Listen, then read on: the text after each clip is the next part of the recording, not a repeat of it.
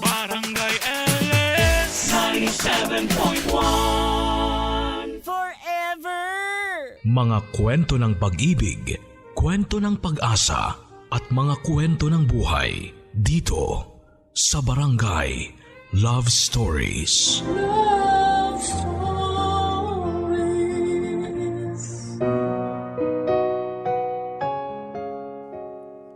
Sa panahon ngayon ay kailangan mo rin ng ibang racket para mabuhay. Habang may regular job ka ay kailangan mo rin magkaroon ng negosyo o magbenta ng kung anuman para dagdag perang papasok sa inyong bulsa.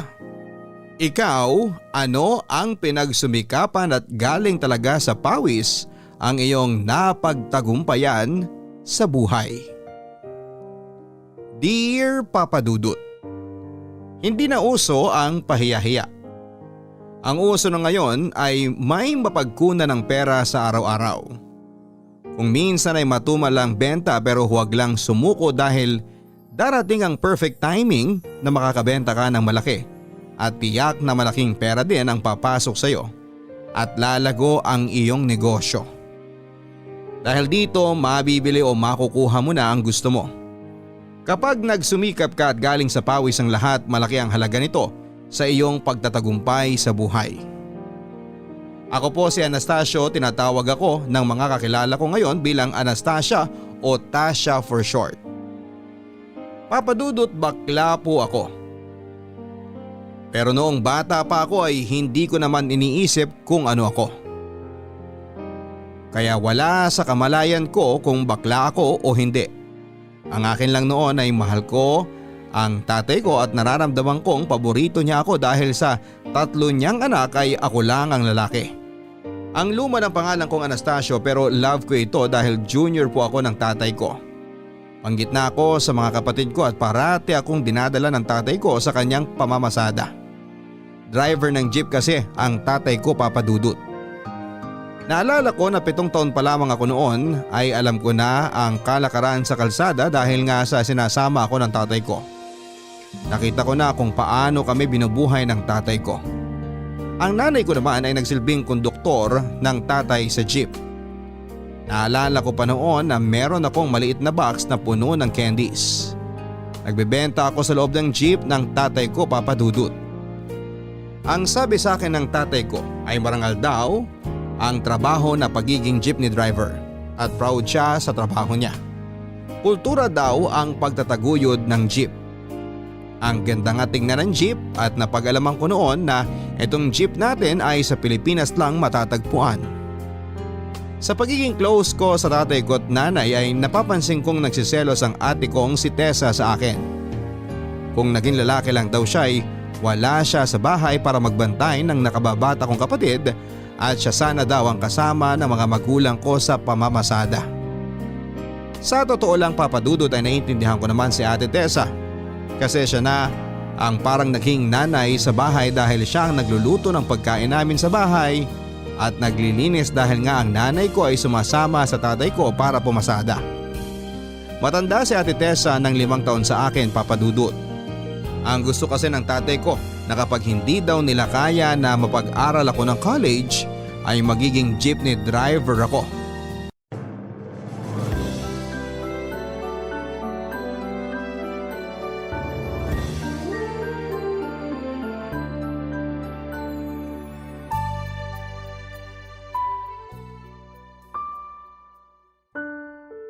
Ano na naman ang inaarte mo dyan, Anastasio, ha? Dapat sabihan mo na lang sina tatay na huwag ka na talagang isama. Ako dapat talagang sinasama nila at hindi itong nagbabantay dito sa bahay. May lagnat ako. Ang sabihin mo, nag-iinarte ka kasi tamad ka. Hindi ako tamad ah. Kung hindi ka tamad, linisin mo tong bahay. Parati na lang ako naglilinis dito eh. Dahil sa babae ako ang sasalo ng gawaing bahay. Kasi daw ikaw ang ate. Yun lang naman ang sabi ni nanay. Ano pang hinihiga-higa mo dyan? Maglinis ka na nga. Ate, masakit talaga ang ulo ko. Mainit nga ako. Alam mo, nakakainis ka na ha. Totoo naman ang sinasabi ko sa'yo, ate. Hindi ako nagsisinungaling. Sabi ni tatay, dapat hindi sinungaling ang tao. Hindi ako nagsisinungaling. Nakainom ka na ba ng gamot mo? Oo, kasi sabi ni nanay uminom daw ako eh. Gusto ko ngang sumama sa kanila eh. Alam mo, gusto ko talagang sumama sa kanila sa pamamasada. Dati kasi sinasama nila ako, pero kailangan daw na ikaw ang turuan nila kasi lalaki ka. Pero tingin ko, bakla ka. Hindi ako bakla, no? Katulad ni Totoy na anak ng kapitbahay natin. Ate, hindi. Alam mo, sinungaling ka eh. Kaya hindi kita gusto eh. Bakit naging kapatid pa kita? Ay, grabe ka naman, ate. Magpahinga ka na nga dyan. Ako na nga lang ang gagawa ng lahat dito. Di ba nga, sabi nila gawain to ng mga babae. Malapit na rin naman sigurong umuwi si na tatay. Ay, sana may dala silang donut. Ay, oo, masarap yun. Ano yung mga kinakain nyo kapag nanananghalian kayo tuwing pumapasada? Sa turo-turo. Hindi ba nagbabaon kami ng kanin? Tapos dun sa tindahan Ni ni... Aling Tina pa rin ba? Oo, dun nga. Pero mas masarap pa rin magluto si nanay. Ate, huwag ka nang magalit sa akin kung ako ang sinasama ni na tatay at nanay. Huwag kang mag-alala. Magiging mabait naman ako sa'yo. Gusto kita tulungan pero ngayon... Ngayon, dahil may lagnat ka, magpapahinga ka lang, ganon. Ngayon lang to. Ayoko nang magkalagnat. Ang boring din kapag nandito lang ako sa bahay. Sa susunod na taon, papasok na daw ako eh. Maganda ba talaga mag-aral, ate? Ay nako, mas maganda pang gumala kesa mag-aral. Sabi ni tatay na dapat seryosohin ng pag-aaral dahil nagbibigay ito ng magandang kinabukasan sa atin. Hindi ka ba naniniwala dun? Alam mo ang kulit mo, magpahinga ka na nga dyan. Baka pilitin kitang palinisin ang bahay niya kahit may lagnat ka pa kung hindi ka tatahimik dyan eh. Si ate talaga parati na lang galit. Ayaw mo bang tumigil ha? Titigil na ate.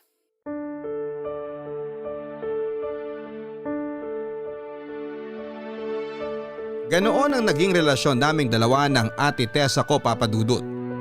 Naiinis siya sa akin pero ramdam ko naman na mahal niya ako. Malambot naman ang puso niya, nagsiselos lang talaga siya sa akin dahil ako ang lalaki sa amin at ako ang sinasama ng tatay at nanay ko sa jeep upang pumasada. Hindi ko makakalimutan ang araw na ginising ako ng nanay ng madaling araw dahil papasada na kami. Magaling na ako noon, medyo parang gusto ko pang matulog talaga noon, Papa Dudut. Pero kailangan kong gumising. Tandang-tanda ko pa na sinabi ni Ate Tessa na siya na lang ang isama dahil kaya ko na rin ang magbantay ng bahay at nakababata naming kapatid na si Helen. Pero hindi pumayag ang nanay ko dahil mas mabuting si Ate Tessa ang magbantay sa bahay dahil nga sa babae ito. Medyo nakaramdam ako ng hindi maganda noong araw na yon. Iba ang ngiti ng mga magulang ko sa akin. At ang sabi pa nila na dapat ay maging matatag ako sa buhay dahil alam naman namin na mahirap lang kami at ang pamamasada sa jeep lang ang pinagkukunan namin ng pera upang mabuhay. Sabi pa ng tatay ko na kailangan kong dumiskarte paglaki ko para mabuhay lalo na kung magkaroon ako ng pamilya. Nasabi din ng tatay ko na sana darating ang isang araw na aahon din kami sa kahirapan at magkaroon ng magandang buhay. Nangyari ang hindi ko inaasahang pangyayari, Papa Dudut. Nabunggo ang jeep namin ng isang malaking bus. Nakita kong duguan ang tatay at nanay ko. Hindi na sila humihinga.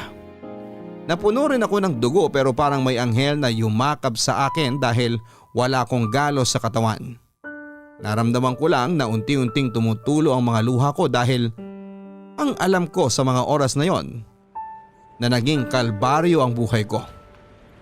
Namatay ang mga magulang ko, Papa Dudut, naging ulila kaming tatlo ng mga kapatid ko. Ate, takot na takot ako makakita ng malaking bus. Naalala ko sina tatay at nanay. Alam mo ikaw may kasalanan nito eh. Ate? Sana ikaw na lang yung namatay. Ikaw na lang sana yung kinuha at hindi sina nanay at tatay. Sana tayo ngayon ha? Nakakainis ka talaga. Ate, wala naman akong kasalanan. Anong wala? Kasalanan mo tong lahat eh. Kaya naiinis ako sa'yo na ikaw ang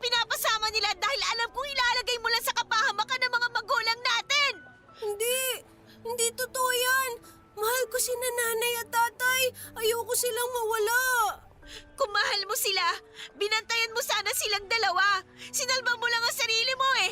Pinatay mo sina nanay at tatay. Hindi ate ah! Hindi!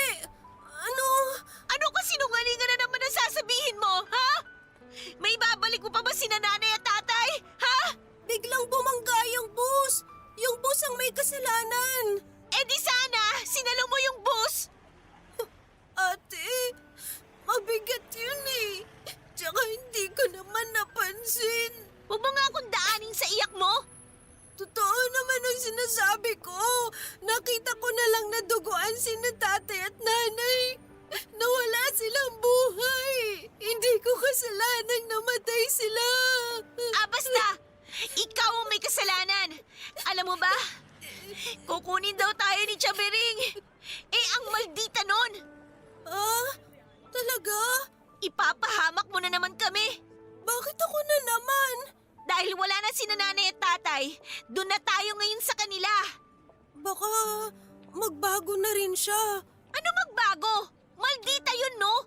Minamalditahan nga tayo no nung buhay pa ang mga magulang natin eh. Ngayon pa nawala na sila at makikitira lang tayo sa kanila. Ate... Tigilan mo na nga yung paawa sa mukha mo. Nakakabwisit na yung pabakla-bakla mong iyak.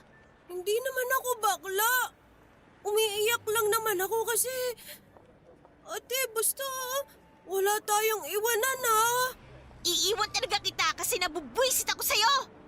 Ate naman, sorry na kung ako yung pinapasama ni tatay at nanay. Kung mababalik ko lang sana, ako na lang ang natamaan ng bus. Ako na lang ang namatay. Mas maganda sana yun. Ate, bakit ba lagi ka na lang galit sa akin? Umalis ka na nga sa harap ko. Alis! Ate! Hindi ka ba nakakaintindi? Ha? Galit ako sa'yo dahil mas mahal ka ni nanay at tatay. Ikaw yung sinasama nila eh. Hindi tulad ng dati na ako talaga. Tapos ngayon, pinatay mo pa sila.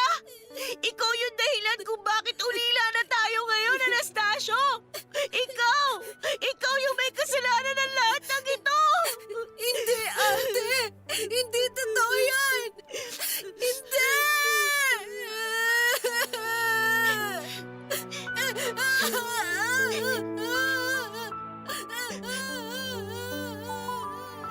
Masakit sa akin ang mawala ang mga magulang namin, Papa Dudut. Bangungot sa bawat araw at gabi ang nangyari sa kanila. Sa mga oras na yon ay parang gusto kong ako na lang talaga ang nawala kasi sobrang nahihirapan kaming tatlo ng mga kapatid ko. Galit na galit si Ate Tessa sa akin at hindi ko rin alam kung paano ko ilalaban ang sarili ko sa kanya dahil para sa kanya ako talaga ang may kasalanan sa pagkawala ng tatay at nanay. Nagkaroon ako ng phobia sa malaking bus at tuwing nakakakita ako ng jeep ay nakikita ko ang duguang mga magulang ko na wala ng malay. Takot din kaming tatlo na tumira sa tiyahin naming si Tia Vering dahil naninigaw talaga yon at kahit nga nandun sina tatay at nanay ay pinapalo kami kung sa palagay niya ay may ginawa kaming mali. Kung meron lang kaming mapagpipilian ay hindi kami pupunta kay Tia Vering. Kaso siya lang ang malapit namin na kamag-anak dito sa Maynila. Kapatid siya ng mama ko at ang sabi ng mama ko dati na kung bakit masungit si Tiang Vering ay dahil galit daw ito sa mama ko dahil mas mahal daw ng mga magulang nila si mama kumpara sa kanya. Parang si Ate Tessa lang din sa akin, Papa Dudut. Dalawang tao ang haharapin ko, Papa Dudut. Sa pang-araw-araw, si Ate Tessa at si Tia Vering. Pagkatapos ng libing ng mga magulang ko'y dumiretso na kami sa bahay ni Tia Vering. Parang eksena sa isang pelikula na unti-unti kaming papasok sa isang bahay na may nag-aabang na panganib pero wala kaming magawang tatlo kundi ang pumasok at harapin ang panganib. Hindi pa rin nawawala ang galit ng ate ko sa akin. Araw-araw ako nagsusorry sa kanya pero parang hindi niya naririnig ang mga pagmamakaawa ko. Umiiyak na lamang ako sa isang sulok at niyayakap ang sarili na parabang niyayakap ako ng tatay at nanay ko. Kinupkup kaming tatlo ng Tia Vering namin, Papa Dudut. At parang naging impyerno ang buhay namin. Kahit mahirap kami noon ay masaya naman kami, si Ate Tessa lang naman ang masungit sa akin. Pero masaya po ang pamilya namin. Kapag nagsasama-sama na kami ay magjo-joke ang tatay namin ng kung ano-ano para lang kami maaliw. Kinakausap kami parati ng mga magulang namin na mangarap at gumawa ng paraan sa mabuting gawain upang maabot ang mga pangarap. Pero naglaho ang lahat ng yon, Papa Dudut. Isang alaala na lang ang mga pangaral at paghihikayat sa amin ng mga magulang namin na mangarap dahil wala na sila. Mas naramdaman namin ang pangungulila namin sa kanila dahil sa masamang pagtrato sa amin ng Tia Fering namin, Papa Dudut. Kinakawawa kami ng mga kapatid ko sa bahay ni Tia Fering. Mas dumami ang trabaho ni Ate Tessa at maging ako ay pinagtatrabaho talaga at ang sabi pa ni Tia Fering na hindi libre ang manirahan sa kanyang bahay at dapat namin itong pagtrabahuhan. Dahil kumakain kami at siya ang bumibili ng mga kinakain namin. Araw-araw naririnig kong umiiyak ang Ate Tessa ko. Gusto niyang lumaya sa bahay ng Tia Fering. Yon ang sabi niya sa nakababatang kapatid namin na si Helen. Hindi ako kinakausap ni Ate Tessa, Papa Dudut, tungkol sa balak niya at natatakot akong iwan niyang mag-isa sa bahay ni Tia Fering. Kaya kinausap ko na ang ate ko para malaman ko kung ano ang plano niya dahil kaming tatlo na lang ang magkakampi. Kaming tatlo na lang ang dapat na pagkatiwalaan namin.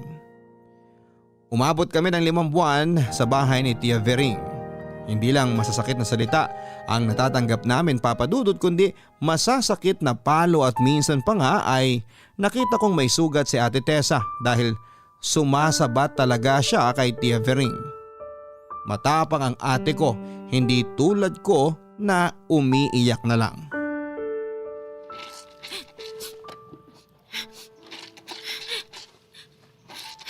Nakakainis. Ang dami-dami naman ito. Hindi man lang siya naawa sa akin. Kung nandito lang sana si nanay at tatay. Kung buhay lang sana sila. Ate, Oh, bakit ka nandito? Bumalik ka na dun sa loob. Nalinis mo na ba yung mga pinapalinis si Chabiring? Baka pagalitan na naman tayo mamaya. babalik din ako sa loob. Nandun si Helen naglalagay ng floor wax. Ako naman mamaya maglalampaso ng sahig. Ate, bakit ka umiiyak? Alam mo, pakialamero ka eh. Bumalik ka na nga sa loob. Ate, tama ba yung narinig ko na usapan niyo ni Helen na tatakas kayo rito? Tumahimik ka nga. Baka marinig tayo. Wala naman sila eh. Umalis si na Chang Bering. Ate, isama niyo naman ako. Tumigil ka! Huwag kang umiyak! Ayoko magkahiwalay tayo. Ate, isama niyo ako. Ayoko na rin dito. Una, sige na, sasama na kita. Tumahimik ka na dyan, ha? Nakita mo ba tong labahin ko? Ang dami, di ba? Ayoko na. Araw-araw na lang. Buti pa nung nandito pa ang mga magulang natin eh. Hindi tulad ngayon na ginawa tayong mga alipin. Basura ang tingin sa atin ni Chabiring. Anong pinapakain niya tayo? Pinapakain ng tira-tira. At minsan nga, panis pa. Dahil pagkalit din siya kay nanay kaya tayo ginaganito? Pumasok ka na nga sa loob. Sana ate, hindi ka galit sa akin. Takot ako maging katulad ka ni Chavering. Ano ba yung pinagsasasabi mo, ha? Galit ako sa'yo pero hindi ako tutulad sa Chabiring natin. Pero… Sige, magsalita ka pa. Gusto mong hindi kita isama kapag aalis kami ni Helen dito, ha? Ate, isama niyo ako. Susundin ko kahit ano yung utos mo sa akin. Ayoko maiwan dito. Magbibenta na lang din ako ng candy tulad ng dati. At saan ka kukuha ng puhunan mo? Namimiss ko na ang tatay at ang nanay. Bakit ganito yung nangyari sa atin? Nakakainis. Ate, kailan niyo babalak umalis dito? Sa susunod na linggo. Basta sama ako. Paulit-ulit naman to eh. Sabi na nga sa'yong oo, di ba? Salamat, ate. Salamat. Mahal na mahal ko kayong dalawa ni Helen. Takot ako magkahiwalay tayong tatlo. Sige na, sige na. Bumalik ka na sa loob, baka pagalitan pa tayo ni Chabering mamaya dahil hindi pa natin natapos yung mga pinapatrabaho niya sa atin. Sige na, pumasok ka na dun sa loob. Sige, ate.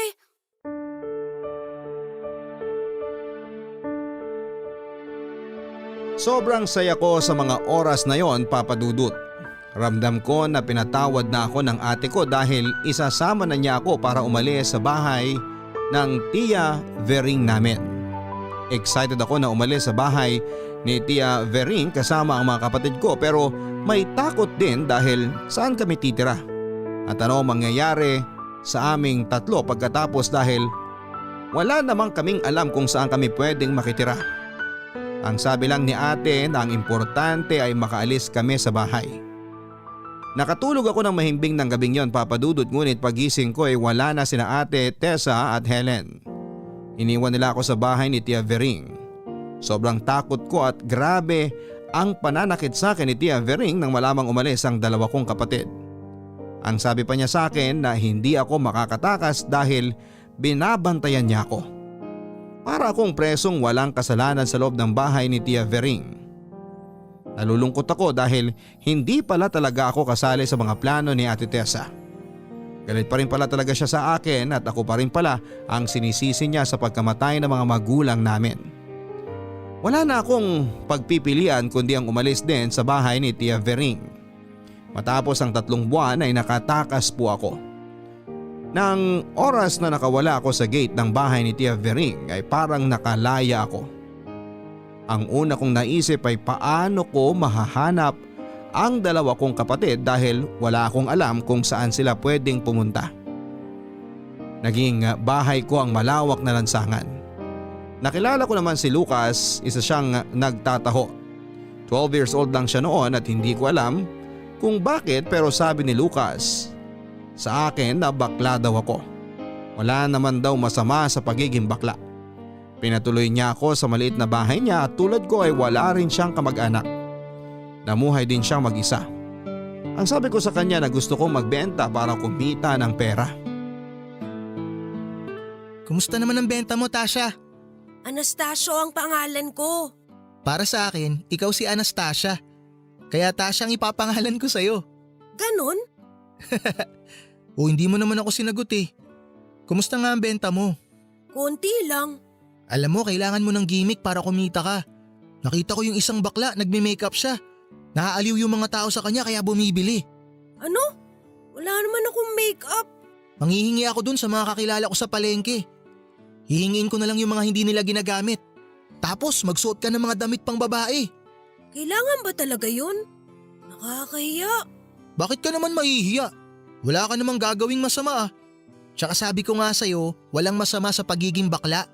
Alam mo yung ate kong si Tessa, siya parating nagsasabi sa akin na bakla ako. Bakit hindi ka ba bakla? Eh ang lambot-lambot mong gumalaw eh. Hindi ko alam. Wala ka bang crush na lalaki? Ano yun?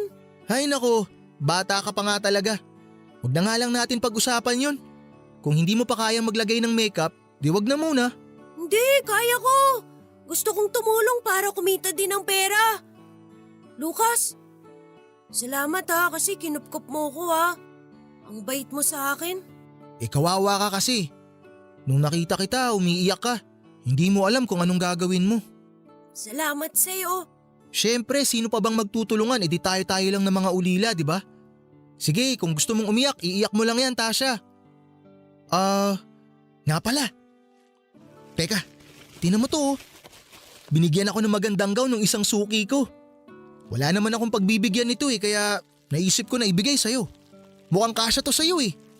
Oh, sukat mo. Wow, ang ganda! Mukha na akong prinsesa kapag sinuot ko to. Oo naman, bagay na bagay yan sa'yo. Talagang magmumukha kang prinsesa dyan kapag sinuot mo na yan. Baka pwede kong isuot to habang nagtitinda ng taho. Huwag ka na maglako ng taho. Magtinda ka na lang siguro ng kung ano-ano sa bangketa. Paano ako magtitinda? Saan ako kukuha ng pera? Tutulungan kita. Basta huwag ka na mag-alala. Akong bahala. Sana makita ko na sina Ate Tessa ko at si Helen. Ang tagal ko na silang hindi nakikita. Kumusta kaya sila? Sana okay lang silang dalawa. Alam mo maganda, punta tayo sa Quiapo. ipagdasal natin na sana magkita na kayo ng mga kapatid mo. Sasamahan kita kung kailan mo gusto. Sige, parati ko silang pinagdadasal eh. O sige na, huwag ka na masyadong umiyak. Magiging maayos din ang lahat.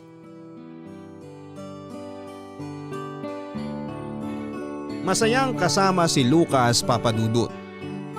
Alam niyo po, ayaw niyang magpatawag sa akin ng kuya dahil takot siyang baka iwan ko siya at masanay na may tatawag sa kanya ng kuya. Sobrang supportive po niya sa akin, Papa Dudut. Pareho kaming hindi nakapag-aral. Ang mga blackboards ko ay ang mga billboards sa EDSA. Kahit papaano ay marunong akong bumasa dahil dati tinuruan ako ng nanay ko noong sumasama ako sa jeep. Ang takot ko sa jeep at sa bus ay unti-unting nawala dahil siguro sa mga payo sa akin ni Lucas na magpakatatag sa buhay dahil kung matatalo ako sa mga takot ko sa buhay ay baka bibigay lang ako at hindi magpatuloy. Kung bibigay ako ay hindi ko na makikita pang muli ang dalawa kong kapatid. Nasanay at galamay ko na ang lansangan. Pero hindi ko pa rin mahanap ang mga kapatid ko. Walang araw o gabi na hindi ko sila iniisip, Papa Dudut. Sana'y nasa mabuti silang kalagayan dahil hindi ko mapapatawad ang sarili ko kung may mangyaring masama pa sa kanilang dalawa. Nabalitaan kong namatay na si Tia Vering at dumalaw ako sa kanyang burol at sumama sa araw ng kanyang libing upang magbakasakaling dadalo ang mga kapatid ko pero wala sila. Walang kamag-anak ni Mama ang dumalo. Kaya wala na akong pamilya kundi si Lucas at ang hinahawakang pag-asa na magkita muli kami ni na Ate Tessa at ang bunso kong kapatid na si Helen. Patuloy pa rin ako sa pagbebenta ng kung ano-ano sa kalye at nililibang ko na lamang ang sarili ko. Naniniwala ako na pagkatapos nitong unos ay may ginhawang darating at yun ang gusto kong masaksihan sa buhay ko, Papa Dudut. Barangay Love Stories. Barangay Love Stories. Ang mga Kapuso shows mapapanood at mapapakinggan din abroad via GMA Pinoy TV, GMA Live TV at GMA News TV channels. Para mag-subscribe, visit www.gmapinoytv.com. Follow us also at GMA Pinoy TV on Facebook, Twitter, Instagram, YouTube, Viber, and TikTok for the latest updates on Kapuso programs, artists, events, promos, and more. Salamat, Kapuso! Barangay Love Stories. Barangay Love Stories. Sa walang kasiguraduhang mundo naming ulila at naninirahan sa malawak na lungsod, kailangan talagang tapangan ang lahat. Gumawa ako ng isang maliit na tindahan sa sidewalk, Papa Dudut. Ang saya ko nang makita kong may tindahan na ako. Nakasuot pa rin ako ng damit na pang babae at naka-makeup. Eto na ako. Eto na si Tasyo na naging kasama si Lucas sa labanan ng buhay at ituloy ang mga pangarap sa buhay. Si Lucas ay muling nagbenta ng taho. Ako naman ay binibenta ko'y tubig, soft drinks, chicheria, candies at marami pang iba na patok sa mga taong naglalakad sa sidewalk. Minsan sinasabihan kami ng kaibigan naming si Becky na hindi siya bakla pero Becky po ang pangalan niya. May gusto siya kay Lucas pero wala siyang pakialam kung magiging kami daw dahil matagal na kaming nagsasama ni Lucas. Ang sabi ko sa kanya na hanggang kapatid lang talaga ang turing ko kay Lucas at gusto ko silang dalawa ni Becky ang magkatuluyan dahil lalaki at babae sila. Makakabuo sila ng pamilya at magkakaanak. Ang sabi naman ni Becky na hindi sukatan ang pagiging babae para ibigin ang isang lalaki. At hindi lang naman daw ang anak ang kailangan para matawag na pamilya ang dalawang nagsasama. Sabi pa niya na kahit hindi kami nagsasama ay pamilya kami. May pamilya si Becky at nakapag-aral siya kaya sa kanya ako nagpapaturo. Minsan kung paano magbasa at magsulat kaya nakakasulat ako sa inyo ngayon, Papa Dudut. Nung akala ko ay magtutuloy-tuloy na ang tindahan ko sa sidewalk ay biglang gumuho ang mundo ko. Nang makita kong may nagwasak nito. Sirang-sira ang tindahan ko. Bakit ang sama-sama nila? Bakit nila sinira ang tindahan ko? Wala ba tayong mapagtatanungan kung sino yung gumawa nun, Tasha? Wala eh. Naiimbierno na nga ako. May mga tao talagang inggitera. Siguro nainggit sa tindahan mo. Malaki kasi yung kita mo sa mga binibenta mo, di ba? Pero dapat hindi nila ginawa yun. Mga walang ya talaga. Naghahanap lang ako ng pagkakakitaan na marangal tapos ganito ang ginawa nila. Mga walang puso. Winasak talaga nila lahat. Nakakahiyak, grabe. Hayaan mo, friend. Makakabangon ka rin. Madali lang to para sa'yo. Kaya mong bumangon. Tiwala ako sa'yo. Ikaw pa ba? Salamat, friend. Oo, babangon ako at luluhod sa akin ng mga gumawa nito. Char lang, pero it really hurts, friend. 1 million out of 10. Ayan, tumawa ka na rin. Yan ang gusto ko sa'yo eh. Tapangan mo pa. Huwag magpapaapi. Oo, hindi talaga. Rarampa na naman ako nakagown habang nagbebenta ng kung ano-ano. Kinagigiliwan ka nga. Masaya yun. Kahit masakit ang mga paa mo sa heels, go ka lang. Tiis ganda kung tiis ganda. Salamat sa inspiring words mo, friend. Ikaw talaga? Halika nga, hug kita. Tapos ka na bang magdrama, Tasha? Oo, sa palagay ko. Alam mo, mga walang hiya talaga yung gumawa nun sa'yo eh. Hayaan mo na yung mga inggiterang palaka na yun. Alam mo, mas maganda siguro kung hindi ka napipirme sa iisang pwesto. Mas maganda kung irarampa mo yung mga paninda mo. Correct. Sang-ayon din si Becky sa plano ko na yan. Ang bait nitong si Becky, Lucas. Bakit hindi mo pa siya ligawan? Ay, friend, para kang tanga. Uy, bakit sa akin napunta ang usapan ha? Eh hindi ka pa nagka-jowa. Jowain mo na tong si Becky. Hindi ka naman lugi rito. Matapang pa to sa kapeng barako. Kaya kang ipagtanggol nito. ka sa barako part ha. Ikaw talaga, Tasha. Huwag mo nang problemahin ang love life ko. Mabibenta ko rin tong sarili ko, huwag kang mag-alala. Anong mabibenta? Ang ibig kong sabihin, may magkakagusto rin naman sa akin. Okay naman si Becky, pero sa ngayon, mas gusto kong mag-ipon. Yun ang uunahin ko. Paano kung maging kami tapos mabuntis ko siya, di ba? Hindi biro ang magkaroon ng anak. Ayoko naman na yung magiging anak ko dadanasin kung ano yung buhay ko ngayon. Natatakot ako sa ganun. Oy, maganda rin ang point niya, friend. Sa bagay, isang malaking check ka naman doon, Lucas. Basta sa ngayon hindi ko pa inaalala kung sino ang magiging jowa ko.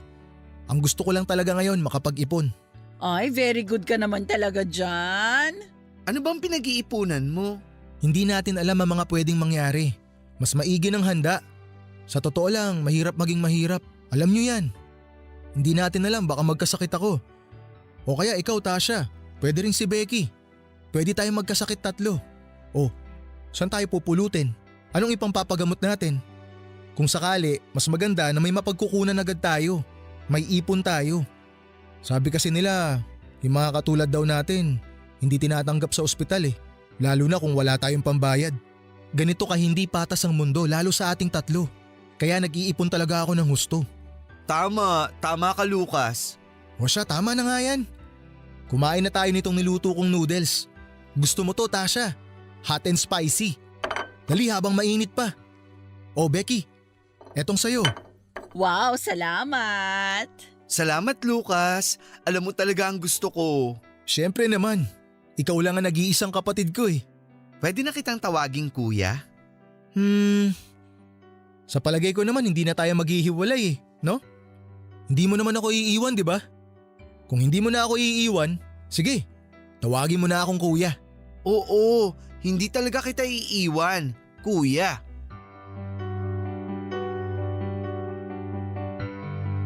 Ang sarap sabihin ng salitang kuya para kay Kuya Lucas Papadudut.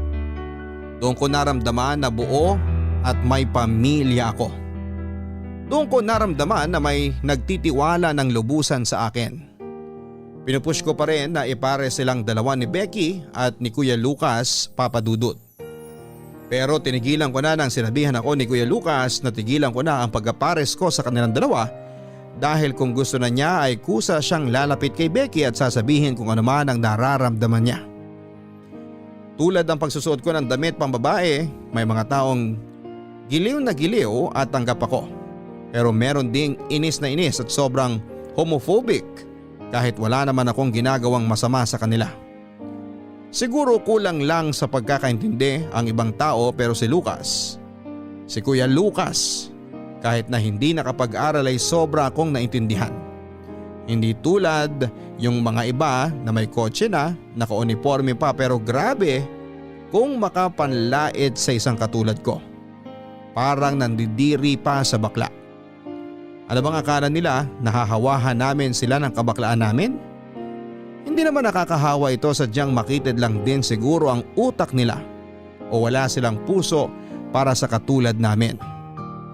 Ang sabi ni Kuya Lucas, Papa Dudut, na hindi ko na lang sila papansinin. Ang sabi ko naman ay sa tagal ko ng pagiging bakla, wala na akong pakialam sa kung ano man ang sabihin nila. Ang pinapakialamanan ko lang ay mabenta ko ang lahat ng paninda ko. Patuloy ko pa rin ipinagdarasal na makita ko pa ang dalawa kong kapatid. Sobra na siguro nagbago ang itsura nila. Baka nagkita na kami pero hindi ko lang sila namukhaan. Baka nakita na nila ako pero iniwasan lang nila ako. Maraming agam-agam ang namuo sa utak ko noon, Papa Dudut. Salamat sa painom mo ngayon, kuya ha. Ang dami mong pera siguro. Ikaw naman. Madalas naman tayong uminom ah. Lalo na ngayon, syempre hindi ko palalagpasin. Birthday mo kaya? Hindi mo talaga nakakalimutan ang birthday ko? Oo naman. Lagi ko maaalala ang birthday mo. Palibhasa kasi hindi ko na matandaan kung ano birthday ko eh. Pero okay lang yun. Kaya nung nalaman ko na birthday mo nung una tayong nagkasama, tinuring ko na rin yun na parang birthday ko. At dahil sinasabayan ko yung birthday mo, pakiramdam ko magkaedad rin tayo. Kuya, salamat sa lahat ha. Oo, huwag ka nang malungkot. Pasensya ka na kung tayong dalawa lang ang nagsiselebrate ha. Gusto ko kasi talaga na tayong dalawa lang para mas espesyal ang birthday natin. Hindi ko talaga alam kung ano na ang nangyari sa akin kung hindi tayo nagkita noon. Alam mo Tasha, siguro pinagkita tayo talaga ng tadhana. Ako masaya ako dahil nagkaroon ako ng magandang kapatid. Salamat talaga kuya. Isa na lang ang hinihiling ko. Ang makita sina Ate Tessa at Helen. Huwag kang mawala ng pag-asa. Habang nabubuhay pa tayo, may pag-asa pa. May pag-asa pang makita mo yung mga kapatid mo. Kuya! Oh, napayakap ka na tuloy. Pasensya ka na, hindi ko naman sinasadya na malungkot ka. Sana makita ko na sila. Miss na miss ko na sila. Miss na miss ko na ang mga magulang ko. Bisitahin natin ang mga puntod nila bukas kung gusto mo. Sasamahan kita. Sige, salamat kuya. Alam mo, puro ka pa salamat eh. Masaya ako na alagaan ka. Oo nga pala, sino yung lalaking kasama mo kahapon? Jowa mo ba yun? Hindi wala akong jowa. Huwag ka nang magsinungaling. Ako pa ba lolokohin mo? Hindi ako nagsisinungaling. Wala akong jowa. Hindi ko yung jowa, may iba akong gusto. May gusto ka ng lalaki? Sino? Hoy, sino? Sabihin mo na. Gwapo ba? Uy, sabihin mo sa akin kapag may jowa ka na o may bala ka na magjowa. Kikilatisin ko muna yung lalaking yun. Ayoko yung tipong sasaktan ka. Kuya. Kuya-kuya ka dyan, sino na kasi? Kilala ko ba yung crush mo? Oo.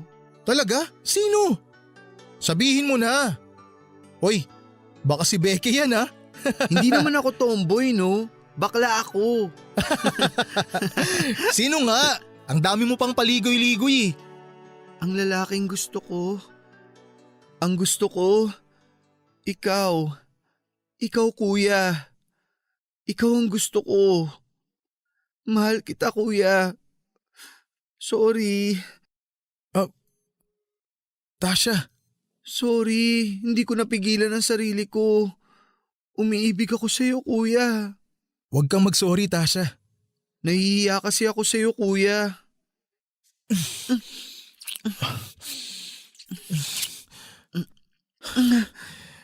Ano yun, kuya? Bakit mo ko inalikan? Gusto rin kita.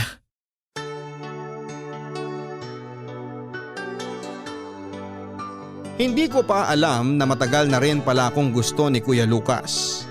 Hindi ko alam kung ipagpapatuloy ko pa rin ang pagtawag ko sa kanya ng kuya, pero sabi niya sa akin na masarap pakinggan kapag tinatawag ko siyang kuya. Kaya ipagpatuloy ko ang pagtawag ko ng kuya sa kanya, Papa Dudut. Hindi ko alam kung paano ko sasabihin kay Becky na kami na ng Kuya Lucas ko.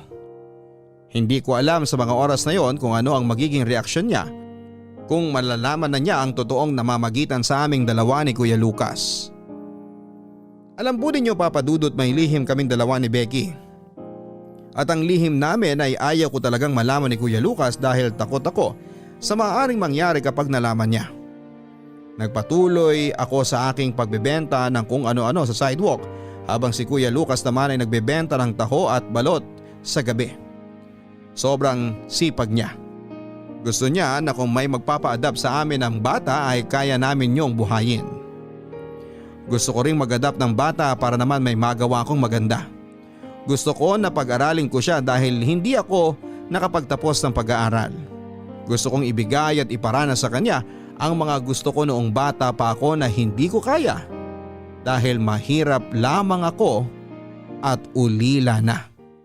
Barangay Love Stories. Barangay Love Stories.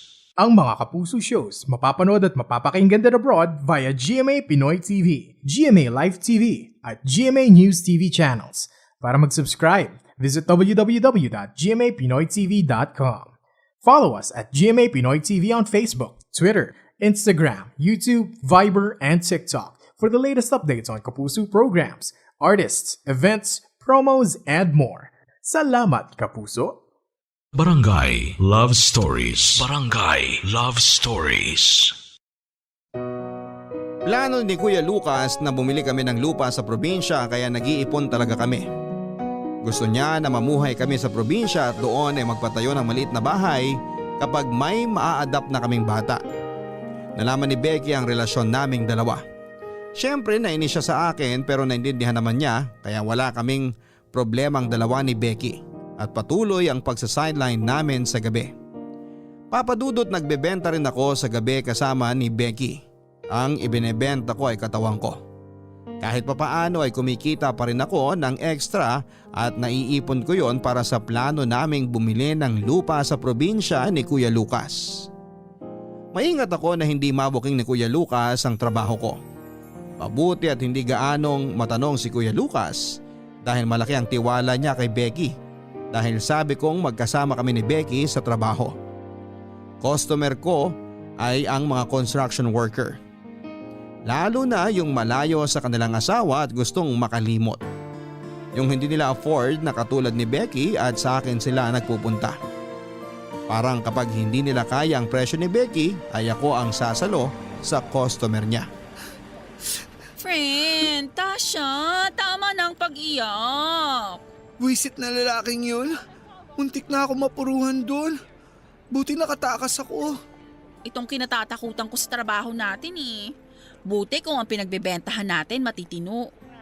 Pero teka, anong sasabihin mo nun kay Lucas? Paano mo yan ipapaliwanag? Sabihin ko na lang na may nambastos. Nagkagulo-gulo. Ganun. Ang sagwa naman kapag sinabi kong nadapa ako. Hindi naman kapanipaniwala na nadapa ako at tumama yung mata ko kaya nagka-black eye ako. Tama rin naman. Buti talaga nakatakas ka. Sanay ako sa takasan, ano? Sa bagay. Ang hirap kumita ng pera, no?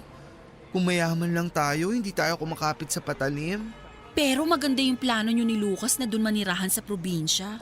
Sana makapag-ipon na kayo ng sapat na pera. Ako? Parang dito na lang ako sa lansangan ng Metro Manila.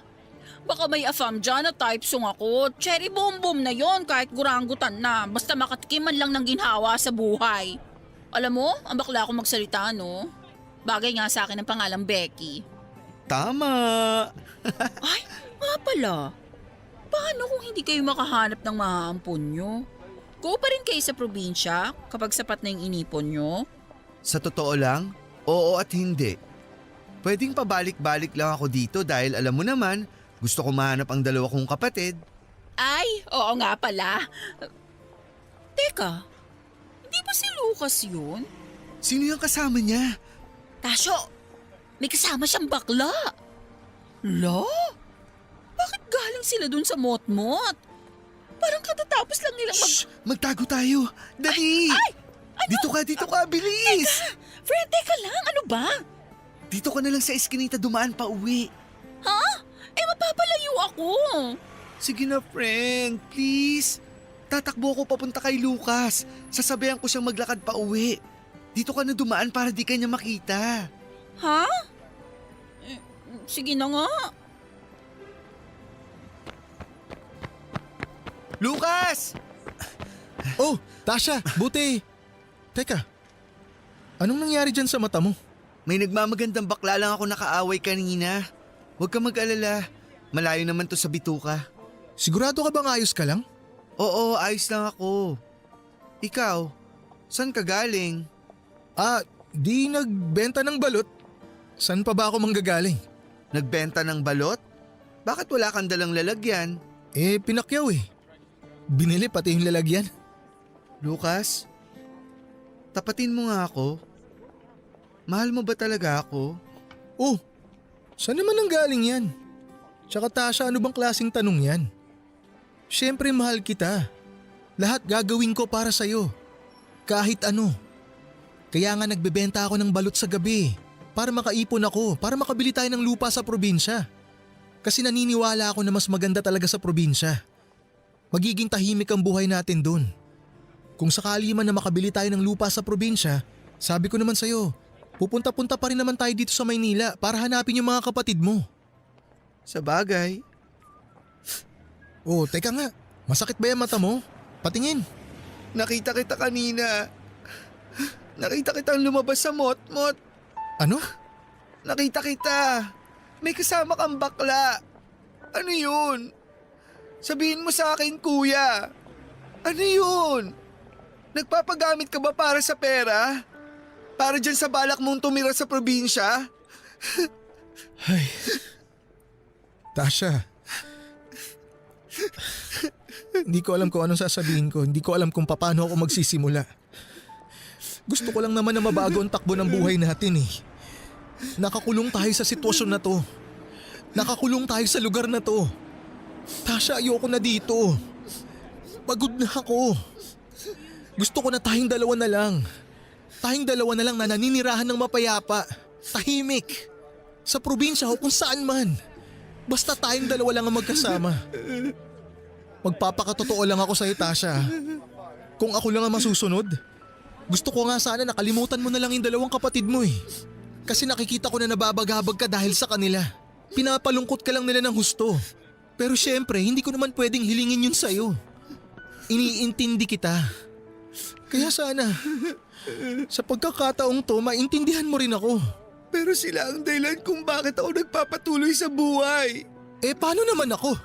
Hindi mo ba kayang magpatuloy sa buhay ng dahil sa akin? Nang dahil sa atin? Kuya. Nagbebenta ako ng katawan, Tasha, para sa atin. Hindi kita sinisisi o kinukonsensya. Nagpapakatotoo lang ako sa'yo. Kasi uulitin ko, gusto ko ng tahimik na buhay kasama ka. Gusto ko ng tahimik na buhay sa probinsya. Yung tayong dalawa lang. Yung wala na tayong iniisip na iba. Yung hindi tayo nangangamba. Hindi katulad dito.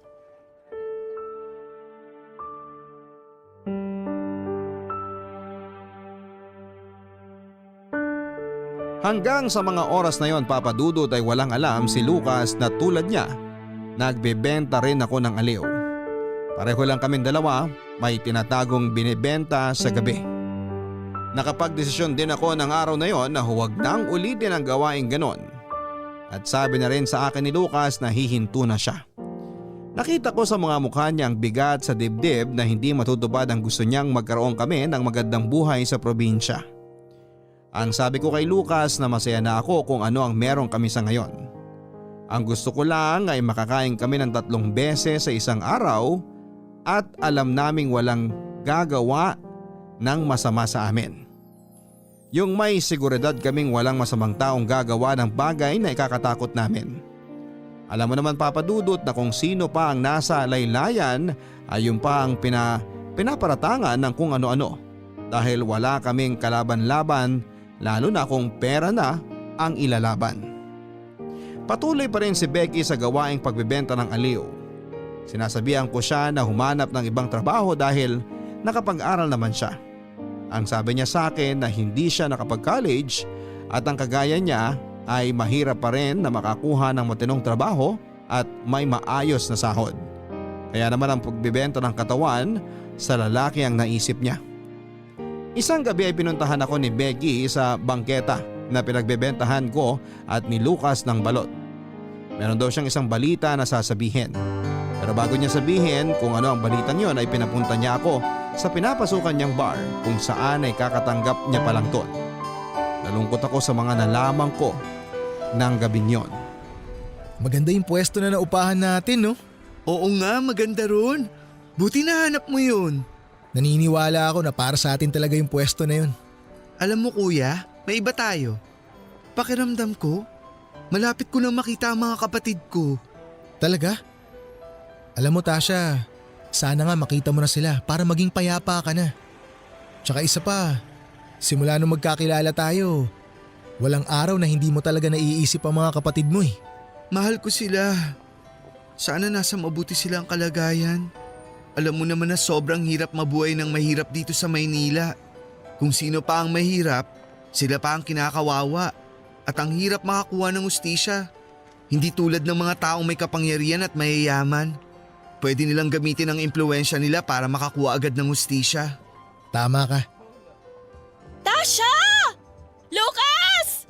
Oh, ito na pala si Becky. Buti dumating na kayo! Bakit? Ano ba nangyari at nagsisigaw ka? Tasha, Ano? kaya kita pinapunta rito kasi may nakilala ko. Nakilala? Hindi ba Tessa at Helen ang pangalan ng mga kapatid mo? Oo, yun nga ang mga pangalan nila.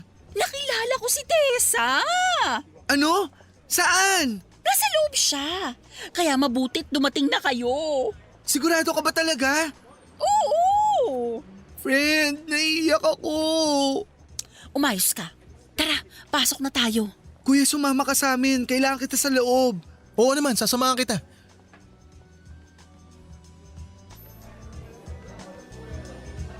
Oh, friend. Nasaan siya? Nasaan siya rito? Ayun! Tasha, ayun siya oh! Dali, lapitan mo na! Sige na Tasha, mag-usap muna kayo ng ate mo. Hintayin ka namin ni Becky dito sa loob. Ate Tessa? Anastasio? Ate? Ate! Matagal mo na daw akong hinahanap. Oo, walang araw na hindi kita hinahanap. Kumusta ka na? Halika, doon tayo sa labas. Tara, dali.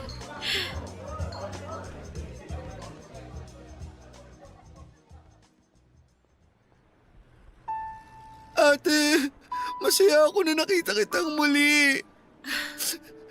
Sorry ha. Ate. Sorry at iniwan kita.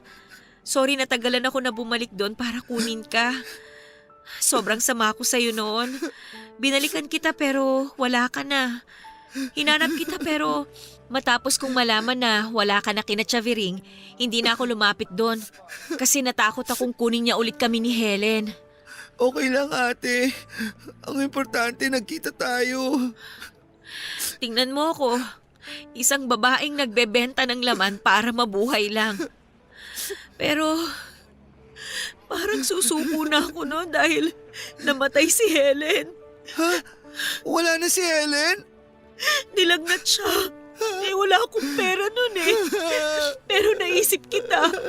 Gusto ko makita kita ulit. Masaya ako makita ka ngayon. Patawarin mo ako sa mga nagawa ko ha. Matagal na kitang pinatawa dati. Anastasio. Maraming salamat.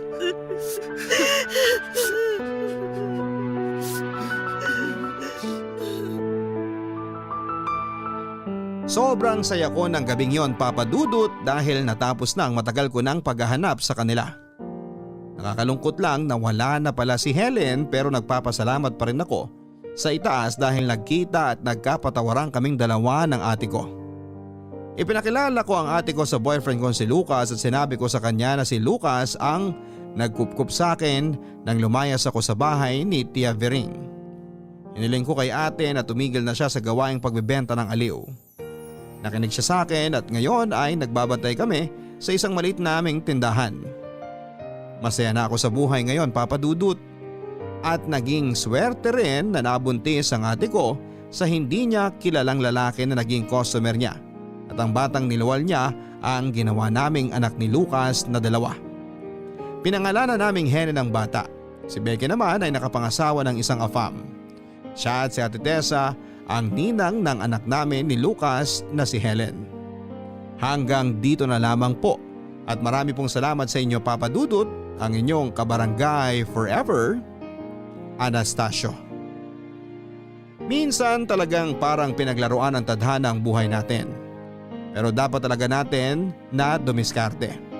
Ang hanapin ang nakaraan para maging maayos ang hinaharap, lalo na kung may miyembro sa ating pamilya ang nawalay sa atin. Bilang Pilipino, napaka-importante talaga na malaman kung ano ang kalagayan ng lahat ng miyembro ng pamilya. At kung may nangangailangan, dapat itong tulungan. Dapat itong hanapin para maging buo at maging maayos ang mga nakaraang hindi maganda. Hanggang sa muli, ako po si Papa Dudut sa mga kwento ng pag-ibig, buhay at pag-asa. Dito sa Barangay Love Stories number 1. Mga kwento ng pag-ibig, kwento ng pag-asa at mga kwento ng buhay dito sa Barangay Love Stories. Love Stories.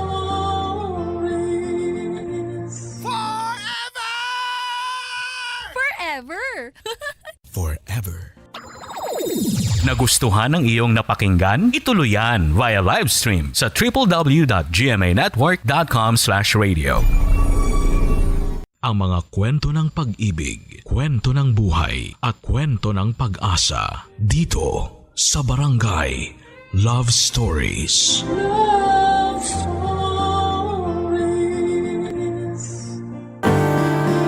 Ang panliligaw ay isang karanasan na puno ng emosyon. Ito rin ay pagkakataon para mas makilala natin ang ating sarili at ang ating hinahanap sa isang relasyon. Ikaw kabarangay, naranasan mo na ba ang tamis ng panliligaw? Dear Papa Dudut, magandang araw po sa inyo. Ako nga pala si Flora at matagal na po akong taga-subaybay ng Barangay LS. Hindi ko po talaga pinapalampas ang bawat kwento tuwing 12:00 ng tanghali. At dahil po matagal na akong nakikinig at nakasuporta sa Barangay LS ay napagpasyahan ko pong ibahagi sa inyo ang kwento ko. Sana po ay tanggapin at mapili ninyo ang sulat kong ito, Papa Dudut. Isa po akong simpleng babae na nagtatrabaho bilang servidora sa isang maliit na kainan dito sa Pangasinan. Hindi po ako galing sa mayamang pamilya. Pero sa awa ng Diyos, kahit papaano ay may naipundar naman na maliit at simple na bahay yung mga magulang ko. At noong makapagtapos ako ng high school ay napilitan akong magtrabaho para matulungan ng mama at papa ko. Ako po kasi ang nag-iisang anak nila kaya't malaki ang pressure na nararamdaman ko para masuportahan sila, Papa Dudut. Hindi na po nagtatrabaho ang mga magulang ko dahil pareho na silang matanda. At hindi ko po kayang makita silang nahihirapan. Kaya't ako na po ang nagsusumikap para sa amin. Bagamat maliit lang ang sahod ko, sa awa ng Diyos ay nakakaraos pa naman kami. Basta makita ko lang sina mama at papa ko na nasa maayos na kalagayan at nakakakain ng 3 beses sa isang araw, ay wala na po akong mahihiling pa. Sa trabaho ko po bilang servidora ay normal lang naman po ang takbo ng buhay ko. Paminsan-minsan ay nag-overtime pa nga ako para mas makaluwag ako. At sa kaka-overtime ko sa kainan na pinagtatrabahuhan ko ay doon ko nakilala si Kyle. Si Kyle ay isang construction worker na nagtatrabaho malapit sa kainan kung saan ako naninilbihan. Matagal na po akong nililigawan at kinukulit ni Kyle. Pero Papa Dudut, ayaw ko po talaga siyang sagutin kasi sa tingin ko ay sayang lang ang oras sa love life na yan. At mas gusto ko pong ituon ang buong atensyon ko sa trabaho at sa pangangalaga ng aking mga magulang. Ngunit ilang buwan din po akong kinulit ni Kyle na sagutin ko siya. Hanggang sa isang gabi ay hindi ko na nga po nakayanan at nakulitan na po talaga ako sa kanya. Sabi ko sa sarili ko ng mga panahon na yon, kung sasagutin ko siya, sigurado akong hihiwalayan din ako nito. Kasi mukha po siyang babaero. At kung sakali mang mangyari yon, at least ay hindi na niya ako kukulitin kahit kailan. At sigurado naman po ako sa sarili ko na kung sakaling maghiwalay kami ni Kyle ay hindi ako masasaktan kasi wala po akong nararamdaman na pagmamahal para sa kanya. Amoy pawis po siya, Papa Dudut, at tuwing gabi madalas siyang makipag-inuman sa kanto kasama ang mga kasamahan niya sa construction. At isa pa'y gwapong-gwapo din siya sa sarili niya. Ngunit dahil maliit lang po ang lugar namin, kahit na anong gawin kong pag-iwas sa kanya ay talagang palaging magkukrus ang landas naming dalawa ni Kyle, Papa Dudut.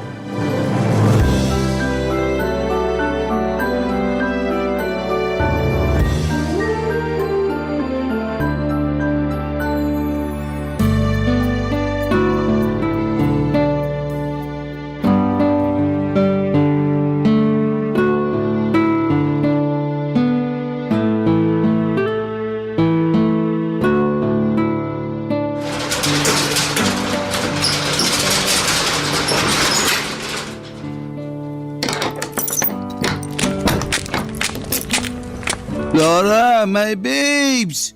Sabi ko na nga ba, dito lang kita mahanap eh. Diyos ko, Kyle. Nakainom ka na naman no. Gabing-gabi na oh. Umuwi ka na nga sa inyo. Alis na Yasyo. Doon ka na nga. Ano ba kasing ginagawa mo dyan? Bulag ka ba?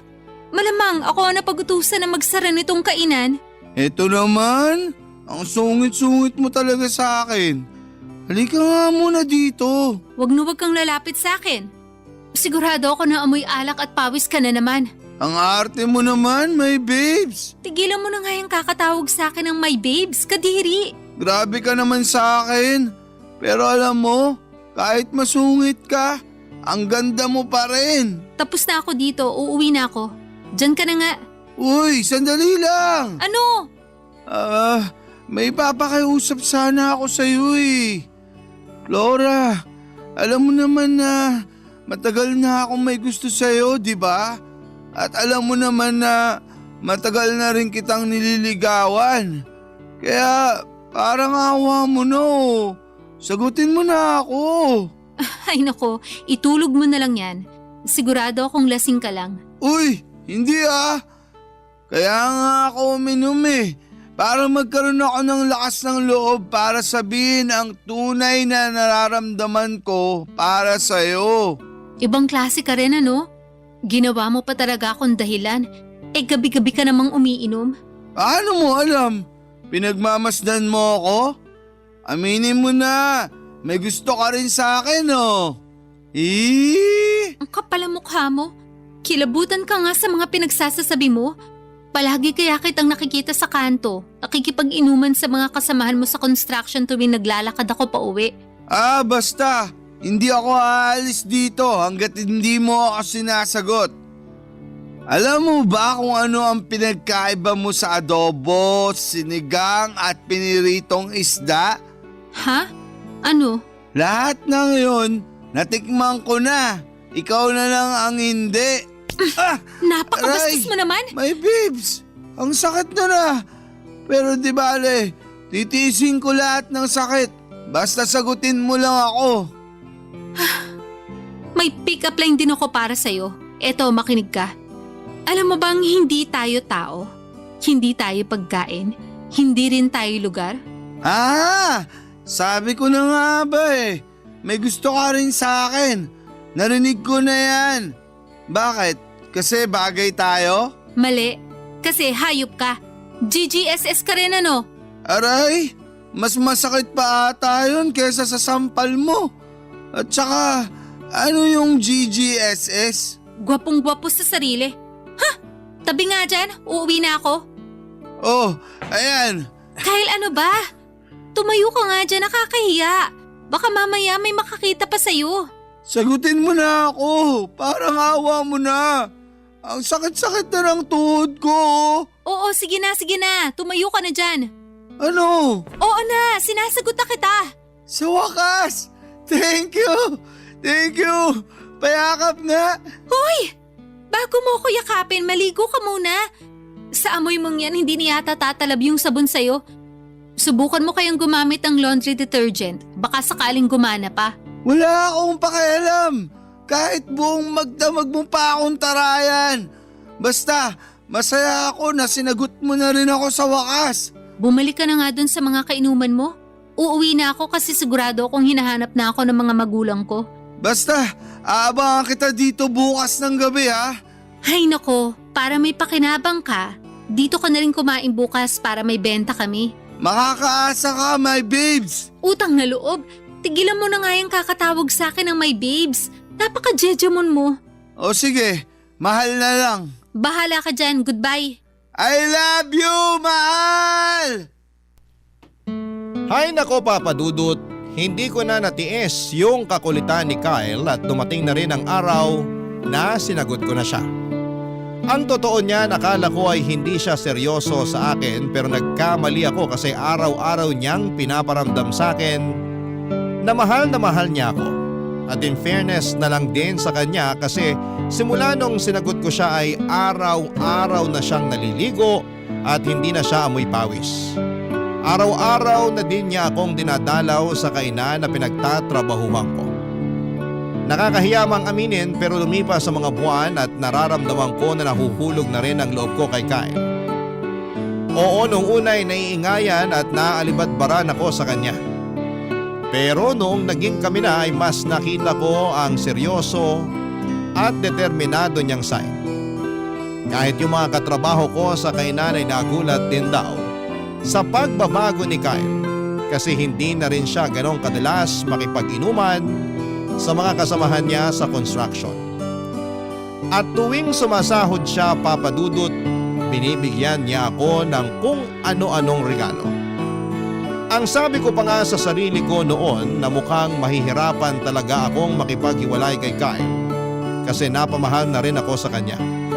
Sino ba naman kasi ang hindi mapapamahal sa isang lalaki na gagawin ang lahat para lamang mapasaya ka, hindi ba? At mukhang nahusgahan ko rin si Kyle kasi hindi naman pala siya babaero. Hindi siya nagkulang na ipakita sa akin na ako lang ang nag-iisang babae sa buhay niya. At habang tumatagal kami ni Kyle ay mas lalo akong nai-inspire at nagkakagana na sipagan yung trabaho ko sa kainan. At makalipas nga ang ilang buwan, Papa Dudut, na pagdesisyonan ni Kyle, nasa isang mamahaling restaurant kami mag-first date. Tandang-tanda ko pa noon na sinabi ko sa kanya na sa tabi-tabi na lang kami kumain. Pero siya ang nagpumilit kasi gusto raw niyang maging espesyal ang first date namin at sagot niya na daw yung babayaran namin. Kaya mas lalo lang talaga ako na-in-love sa kanya. Hindi nga babaero si Kyle, Papa Dudut, pero noong mismong gabing yon, may natuklasan ako sa pag-uugali ni Kyle na hindi ko alam kung matatanggap ko.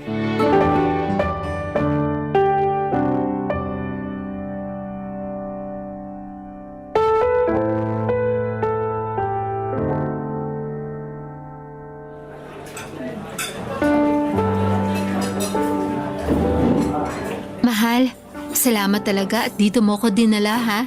Pero ang totoo niyan, hindi mo naman kailangan gawin to eh. Ang mahal-mahal kaya dito.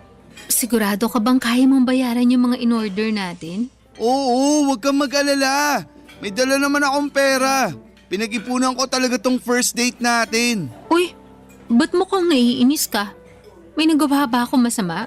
Wala. Nabibwisit lang kasi ako sa waiter na kumuha ng order natin. Ha? Bakit naman? Lalamya-lamya kasi, parang bading. Hoy, hinaan mo nga yung boses mo. Baka may makarinig sa'yo. At bakit? Totoo naman ah. At isa pa, 15 minutes na tayong naghihintay sa in-order nating pagkain. Siguro kung hindi bading yung waiter natin kanina, malamang kanina pa nakarating dito yung pagkain natin. Ano ba nangyayari sa'yo, ha? Ba't mo pinagdidiskitahan yung waiter? Ang dami mo kayong in-order kanina, kaya malamang matatagalan talaga sila. Ay, umalis na lang kaya tayo dito. Maghanap na lang tayo ng ibang restaurant. Tumigil ka nga. Sigurado akong niluluto na yung in-order natin. Maghintay ka na lang dyan. Kung alam ko lang na ganito yung magiging kahihinatnan ng lahat ng to. Sana hindi na lang tayo dito nagpunta. Alam mo, naninibago ako sa'yo. Ngayon lang kita nakitang ganito kagalit. Umamin ka nga. Ano ba talaga ang problema, ha? Wala. Sige na, sabihin mo sa akin. Kasi kung kikimkimin mo yan, mas lalo ka lang magagalit. Sinabi na nga wala eh. Kung hindi mo ako kakausapin na maayos, aalis na lang ako. Ipa-take out mo na lang yung mga in-order nating pagkain. Mahal, sandali lang. Wag, umupo ka muna. Sige na, sasabihin ko na sa'yo. Magsalita ka na kasi para hindi ka na nagagalit ng ganyan. Oo na. Ay, galit ako sa mga bakla. Nandidiri ako sa kanila. Diyos ko naman, Kyle. Ba't ka naman magagalit sa kanila? Wala naman silang ginagawang masama sa'yo. At isa pa, mga tao lang din sila katulad natin. Mali. Nandidiri ako tuwing nakakakita ako ng mga katulad nila. Wala na silang ibang ginawa sa lipunan kung hindi ang magkalat. Umayos ka nga. Napaka mapanghusga mo naman. Eh bakit? Totoo naman ah. Nababad trip ako tuwing naririnig ko sila na nagsasalita. Nasisira ang araw ko tuwing tumatawa sila. Ayoko silang nakikita sa paligid. Alam mo, sobra ako nanghihinayang. Nanghihinayang ka saan? Diyan! Diyan sa mga sinasabi mo. Oo, aaminin ko na nahulog na ang loob ko sa'yo. At kaya ako nasasaktan ng ganito kasi nagmumukha kang tao na ayaw kong mahalin. Ba't ba kamping-kampi ka sa mga bakla na yan ha? Sabihin mo nga sa akin, babae ka ba talaga? Baka bakla ka rin ha? Sumusobra ka na ha? Napakabastos mo. Nagkamali yata ako na sumama pa ako sa'yo. Aalis na ako. Baka kung ano pa masabi ko sa'yo. Flora, mahal! Sandali lang! Ano? Halika na, bumalik na tayo sa loob. Bumalik ka doon at kumain ka mag-isa mo. Nawala na ako ng gana. Sorry na talaga. Hindi ko sinasadya yung sinabi ko sa'yo. Nagbibiro lang naman kasi ako eh. Ito lang ang sasabihin ko sa'yo, Kyle. Yung galit at pagkamuhi mo sa mga bakla, yan mismo ang sisira sa'yo. Pasensya ka na talaga. Ewan ko ba, bata pa lang kasi ako. Nandidiri at naiinis na kasi ako sa kanila. Pwes hindi ka na bata. Alam mo na ang mali at tama. Matuto kang kontrolin yung mga emosyon mo. Lalong-lalo na kung wala namang ginagawang masama sa iyo yung tao. Oo na. Halika na, bumalik na tayo sa loob. Ipangako mo muna sa akin na magbabago ka na. Ha? Sinasabi ko sa'yo, kung hindi mo susubukan magbago, hihiwalayan kita. Oo, sige na. Susubukan ko para sa'yo. Huwag mong gawin to para sa akin. Gawin mo to para sa sarili mo. Oo na, pangako yan. Promise. Halika na. Sobra akong nagulat ng gabing yon, Papa Dudut. Hindi ko nga akalain na ang jowa ko na akala ko'y mabait at seryoso ay may matinding galit pala sa mga bakla o yung tinatawag nila na homophobic. Ang mga katulad ni Kyle ang dahilan kung bakit marami sa mga kababayan natin sa LGBTQ+ community ang nahihirapang magpakatotoo sa sarili nila. Marami sa atin ang lumaki na may mga maling paniniwala at stereotypes na ipinapasok sa ating isipan. Kaya't nagiging mahirap para sa iba na tanggapin at yakapin ang pagkakaiba-iba ng bawat isa. Lalo na sa usaping sexual na oryentasyon. Alam ko, Papa Dudut, dahil may pinsan ako na bakla na palaging kinakawawa ng papa niya. Kahit matalino at mabait ang pinsan ko na yon ay hindi ito nakita ng tatay niya. Kaya madalas siyang umiiyak at lumalapit sa akin kapag siya ay pinagmamalupitan ng tito ko. Awang-awa ako sa pinsan ko na yon kasi hindi lang siya sa bahay, nakakaranas, Papadudot, ng diskriminasyon. Kundi pati na rin sa eskwelahan. Papadudot, madalas siyang tinutokso at binubuli ng mga kaklase niya kahit na wala naman siyang ginagawang masama. Kaya nung malaman ko na homophobic ang jowa ko ay talagang nagulat ako at nahirapan akong tanggapin ito. Pero Papadudot, noong gabing yon ay nangako naman si Kyle na susubukan niyang magbago. At pinanghawakan ko ang sinabi niyang yon. Kasi sa kabila ng mga pagkukulang niya, mabait naman talaga si Kyle sa akin. Hindi siya perfect, pero isa siyang mabait, maasikaso at mapagmahal na jowa. Dahil dito ay pinagpatuloy namin ang relasyon namin at sa mga sumunod na araw, umaasa akong unti-unti ay mababago ni Kyle ang kanyang pananaw. Lalong-lalo na pagdating sa mga bakla. At noong mga panahong yun ay naisip ko na siguro kung ako ang magiging gabay at kung magiging matyaga ako sa pag-iintindi sa kanya, baka balang araw ay mawala rin ang galit ni Kyle sa mga bakla. At matutunan niyang tanggapin na lahat ng tao ay magkakaiba, Papadudot. Barangay Love Stories. Barangay Love Stories. Lumipas ang 1 taon at naging magaan na ang relasyon namin ni Kyle. Napansin ko na malaki na ang pinagbago niya at hindi na mabilis uminit ang ulo niya at lagi na siyang nakikinig sa mga sinasabi ko. Pero syempre may mga pagkakataon pa din talaga na hindi maiiwasang uminit ang ulo niya. Pero patuloy ko na lang siya na pinagpapasensyahan kasi nag-improve na din naman siya kahit papaano. Papadudot, sobrang pinahanga niya ako kasi hindi na siya katulad ni Kyle noon na mabaho at mahilig makipag-inuman. At ang pinakamaganda pa dyan ay hindi na talaga siya umiinom. Isang malaking achievement na yon para sa akin. Lumipas sa mga buwan at napagdesisyonan din namin ni Kyle na doon na kami titira sa bahay niya.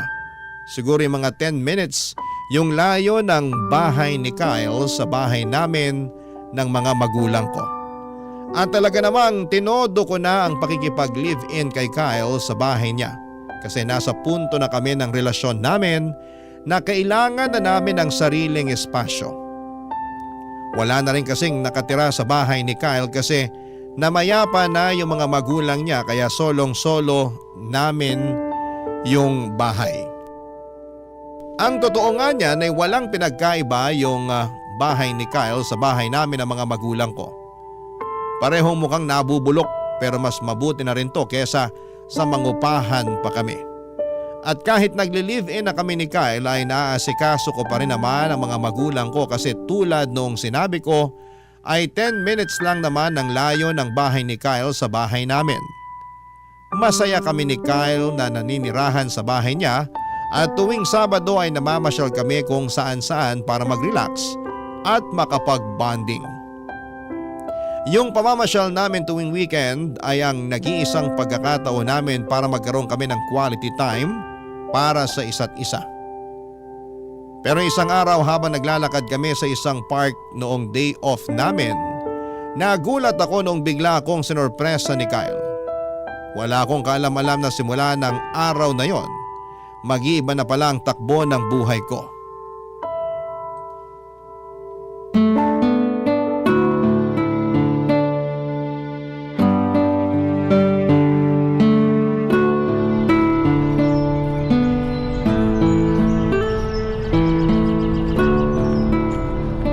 Ganda talaga dito sa park.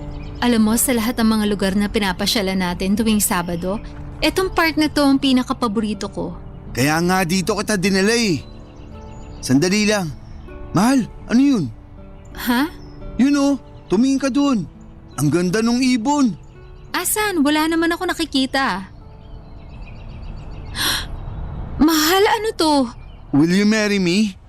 Pagpasensya mo na tong singsing ha. Ito lang kasi yung kinaya ng budget ko eh. Huwag mo nga akong pinaglololo. 1 taon na simula nung naging tayo. At sa tingin ko, panahon na para magpakasal tayo. I do. Ha? Oo, pakakasalan kita. Sa wakas! Hinaan mo nga yung boses mo, nakakahiya sa mga tao dito. Sorry na. Hindi mo naman kasi ako masisisi. Kasi ito na ata yung pinakamasayang araw sa buong buhay ko. Pero paaalalahanan lang kita ha. Kahit kasal na tayo, tutulungan ko pa rin sina mama at papa. Aba syempre naman. Kailan ba ako nagkaroon ng problema dyan? Wala lang, baka kasi kapag kasal na tayo, pagbabawalan mo na akong tumulong kina mama at papa. Ganyan na ba talaga ang tingin mo sa akin? Hindi naman sa ganun. Ang totoo nga niyan, masayang masaya ako kasi ang laki na ng pinagbago mo. Pero may mga pagkakataon pa rin na mabilis uminit yung ulo mo. Pero hindi ibig sabihin nun ipagbabawalan na kita na tumulong sa mama at papa mo. Siguro nga, pero naaalala mo pa ba yung first date natin sa restaurant? Huwag mo na nga ipaalala sa akin yun. Basta, pangako mo muna sa akin na mas hahabaan mo pa yung pasensya at pangunawa mo. Ay, sige, susubukan ko. Huwag mong subukan, gawin mo. Opo, Commander. Aray! Ikaw naman kasi, puro kakalokohan. Alam mo, ito mga sinasabi ko, para din naman to sa ikabubuti mo eh. Ayaw ko kasing dumating yung araw na, alam mo na lamunin ka ng galit mo. Makinig ka sa akin, mahal. May aaminin ako sa'yo. Ay, gusto mo ba talagang malaman kung bakit galit na galit ako sa mga bakla? Sige, magkwento ka. Makikinig ako. May best friend kasi ako dati. Ang totoo nga niyan, para ko na nga siyang kapatid eh. Pinagkatiwalaan ko siya pero yun pala sila ayos siya. At ang pinakamasaklap pa dyan, sinamantala niya lang yung pagkakaibigan namin. Mahal, dapat noon mo pa sinabi sa akin to para mas naunawaan kita. Paano ko sasabihin sa'yo nagagalit ka tuwing umiinit ang ulo ko? Paano hindi iinit ang ulo ko tuwing nagagalit ka? Pero di bali na. Mas naiintindihan na kita ngayon. Pero ganito kasi yon.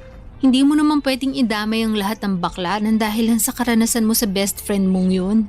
Hindi naman yata tama na yung mga bakla lang yung palaging nakakaranas ng diskriminasyon. At isa pa, hindi lahat ng bakla ay katulad ng best friend mo na yun. Ay, siguro nga tama ka. Mahal, salamat talaga kasi pinaramdam mo sa akin na naiintindihan mo talaga ako. Ano ka ba? Wala yun. Uulitin ko. Ipangako mo sa akin na simula sa araw na to, mas lalawakan mo na yung pangunawa mo, ha? Oo, promise. Alam mo, mas lalo mo lang akong pinahanga ngayon. Ang totoo niyan, gustong-gusto na nga kitang pakasalan ka agad eh. Huwag kang mag-alala, kasi bukas magtatanong ako sa katrabaho ko na nagpakasal sa US. Ay sige, at bukas sa bukas, sasabihin ko na rin kina mama at papa na magpapakasal na tayo. Sigurado ako matutuwa sila. Pero sa ngayon, mag-celebrate muna tayo. Saan mo gustong pumunta? Ikaw talaga, gagastos ka pa? Okay na ako dito sa park. Huwag kang mag-alala. May ipon naman ako kahit papaano. Gusto mo bang kumain dun sa restaurant kung saan tayo nag-first date? Seryoso ka? Oo. Ba't mukhang gulat na gulat ka? Nung huli kasi tayong pumunta dun, gigil na gigil kang makaalis dun dahil sa waiter. Tapos ngayon, nagyayaya kang bumalik dun. Di ba, sinabi ko naman sa'yo na nagbago na ako. At isa pa, masarap din naman yung pagkain dun. Nagbago ka na nga talaga. Oh, halika na. Yun na nga siguro ang pinakamasayang araw sa buhay ko, Papa Dudut. Yung araw na nagaya si Kyle na magpakasal at yung nakita ko na tuluyan na siyang nagbago. Para akong binuhusan ng napakaraming biyaya noong araw na yon. At ayun na nga, Papa Dudut, pagkalipas ng ilang buwan ay nagpakasal kami ni Kyle sa Huwes. At ang sarap pala sa feeling ng ikasal. Pinaglalaroan na ata ako ng tadhana kasi nga wala talaga sa bokabularyo ko noon ang magkaroon ng jowa. Tapos ngayon ay ikinasal na ako. At hindi lang dyan natatapos ang lahat. Kasi dumating din ang araw na nagbunga ang pagmamahala namin ni Kyle at nagkaanak kami ng isang healthy baby boy. Sobrang saya ni Kyle noong nalaman niyang lalaki ang anak namin. At mas lalo pa siyang natuwa dahil kamukhang-kamukha niya ang anak namin. At lalo namang natuwa ang mga magulang ko na may apo na sila. Isa yon sa mga bagay na talagang ipinagpapasalamat ko. Kasi kahit matanda na sina mama at papa ay nagkaroon pa rin sila ng chance na makita ang apo nila. Sobrang bilis ng panahon, Papa Dudut. Kasi parang kailan lang ay karga-karga ko yung anak namin. Pero ngayon ay nasa high school na siya at sa awa ng Diyos ay nakayanan namin ni Kyle ang pagpapalaki sa kanya. Aminin ko sa inyo na may mga pagkakataon na nalubog kami sa utang dahil sa hirap ng pagpapalaki sa anak namin. Pero sa kabila ng lahat ay kinakaya naman namin. Lagi ko ring ipinapayo sa anak ko na mag-aral ng mabuti para magkaroon siya ng magandang kinabukasan. At nagpapasalamat kami kay Lord kasi sobrang bait at talino ng anak namin. Pero Papa Dudut, habang tuwang-tuwa ako sa anak ko ay unti-unti kong napapansin na parang kabaligtaran naman ang pinapakita ni Kyle. Isang araw habang nasa eskwela ang anak namin ay napansin ko na medyo namumula si Kyle at parang sasabog siya sa galit. Kaya naman minabuti ko na siyang kausapin at itanong kung ano ba talaga ang nangyayari sa kanya, Papa Dudut.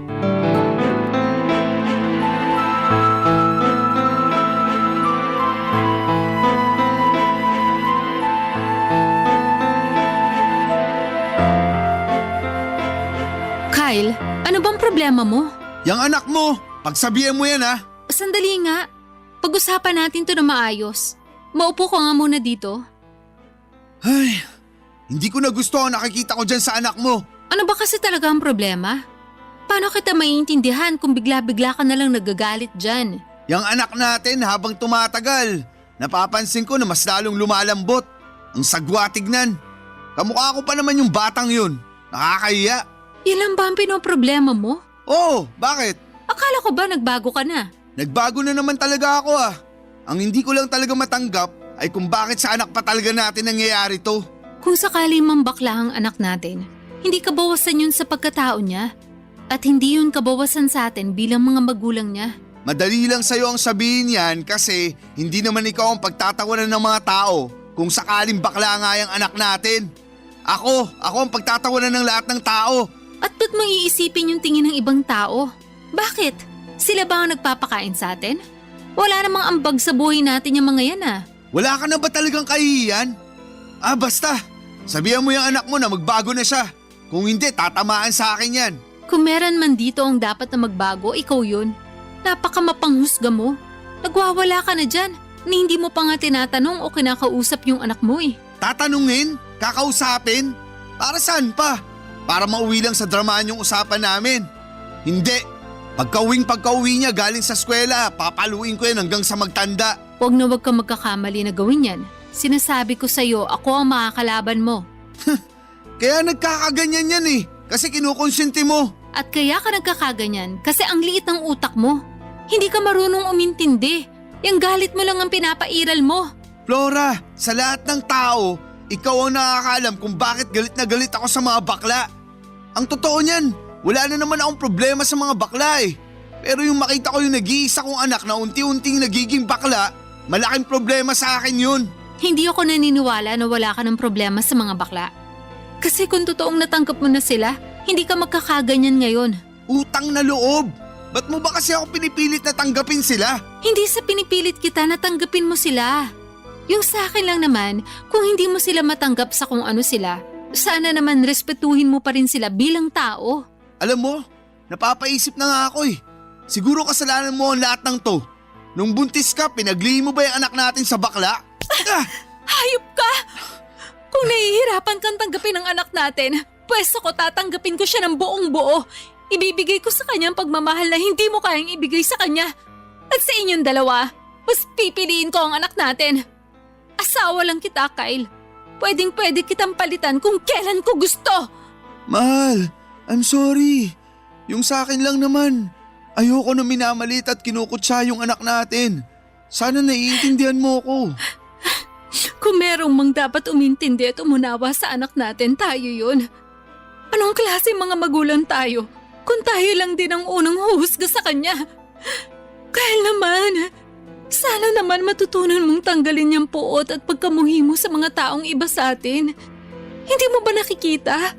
Unti-unti mong sinisira ang pamilya natin ang dahil sa galit mo na yan. Promise, magbabago na talaga ako. Ito na yung huling beses na pag-uusapan natin to, ha?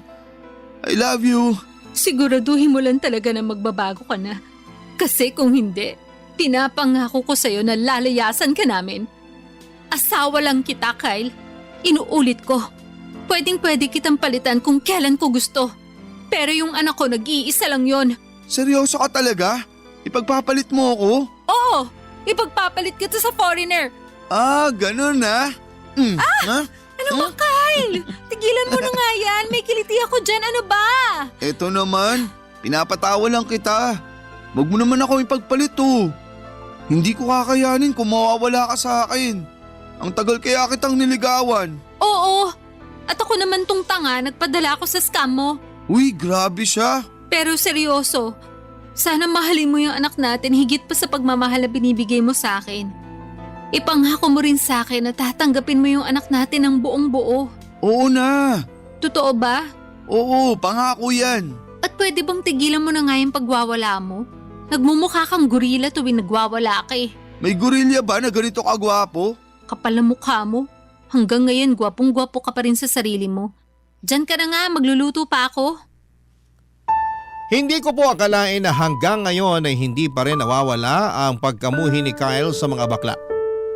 Kaya nang umuwi na ang anak namin galing eskwela ay minabuti kong kausapin siya at doon ko nalaman at na-confirm na may nararamdaman nga siyang kakaiba sa kapwa niyang lalaki. Pero hindi ko po ito sinabi kay Kyle kasi baka magwala na naman siya. Sa kabila ng lahat ng ito ay palagi ko pa rin sinasabi kay Kyle na kailangan niyang lawakan ang kanyang pag-iisip at huwag magpadala sa galit. Talaga pong naguguluhan ako ng mga panahong yon. Sa totoo lang ay wala akong problema kung ang anak ko ay bakla. Tanggap na tanggap ko po siya ng walang pag-aalinlangan. Ang hindi ko lang po matanggap ay kung paano magalit si Kyle. Aaminin ko po na mabait ang asawa ko sa akin at sobrang sweet niya. Pero kapag nagagalit siya, medyo nakakatakot. Kaya sinabi ko kay Kyle na okay lang magalit siya sa harapan ko. Basta wag na wag niya lang idadamay ang anak namin. Sinabi ko rin na kung may gagawin siyang masama sa anak namin ay talagang hindi ko yon matatanggap at iiwanan ko na talaga siya. At sa awa ng Diyos ay mukhang nakinig naman si Kyle at pinakitunguhan niya ng maayos ang anak namin. Pero unti-unti ring napansin ng anak namin na medyo lumalayo ang loob ng tatay niya sa kanya. Kaya ang ginawa ko na lamang, ako ang bumabawi sa anak ko at ako ang nagpupuno sa lahat ng pagkukulang ni Kyle. Para kahit papaano ay hindi maramdaman ng anak namin na may kulang sa kanya, Papa Dudut. Barangay Love Stories. Barangay Love Stories. Hindi ko na ulit nakitang umiinit ang ulo ni Kyle at ako naman ay abala pa rin sa pagtatrabaho at pag-aasikaso ng bahay. Pero Papa Dudut, habang tumatagal ay mas lalo ko lang napapansin na lumalayo na ang loob ni Kyle sa anak namin. At kahit na anong gawin, ang anak ko ay mas lalong nagiging malinaw na nandidiri at naiilang na si Kyle sa sarili niyang anak. At ang totoo niya ay naaawa na rin ako sa anak ko kasi mas lalo ko nang nahalata na nangungulila siya sa pagmamahal ng isang ama. May isang beses na kinausap niya ako at ang sabi niya sa akin na naiinggit daw siya sa mga kaklase niya kasi maganda daw ang relasyon nila sa mga tatay nila. Kaya gabi-gabi ko po talagang ipinagdarasal na sana'y dumating na yung araw na magkaayos na yung mag-ama. Na sana'y dumating na yung araw na maramdaman ng anak ko na buo at kumpleto ang pamilya niya. Kaya nagkaroon ako ng plano para mawala na yung ilangan sa pagitan ng mag-ama ko. Isang gabi ay kinausap ko si Kyle at sinabi ko sa kanya na siguro'y panahon na para kausapin niya yung anak namin. Kasi kapag kinausap niya ito ay baka mas tumibay yung relasyon nila bilang mag-ama. At bago nag-usap yung mag-ama ko ay sinabi ko kay Kyle na dapat ay lawakan niya yung pag-iisip niya at unawain niya yung anak namin. At mukhang sumang-ayon naman si Kyle sa sinabi ko. Noong nag-usap na ang mag-ama ko ay dumiretso na muna ako sa kusina para magluto. Pero Papa Dudut, mukhang nagkamali ako sa plano ko na ito. Hindi naging maganda ang pag-uusap nila ng anak ko. At sa halip na maging solusyon ay nagbigay pa ito ng mas matinding alitan sa pagitan nila. Natutunan ko na kung minsan kahit na ang pinakamaganda na intensyon ay maaaring magdulot ng mas malaking problema. At ang tunay na solusyon ay maaaring hindi laging ayon sa plano, Papa Dudut.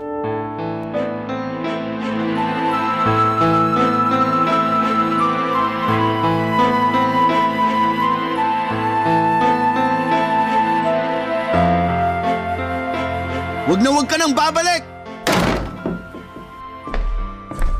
Kyle, ano nangyari? Ba't ka nagsisisigaw?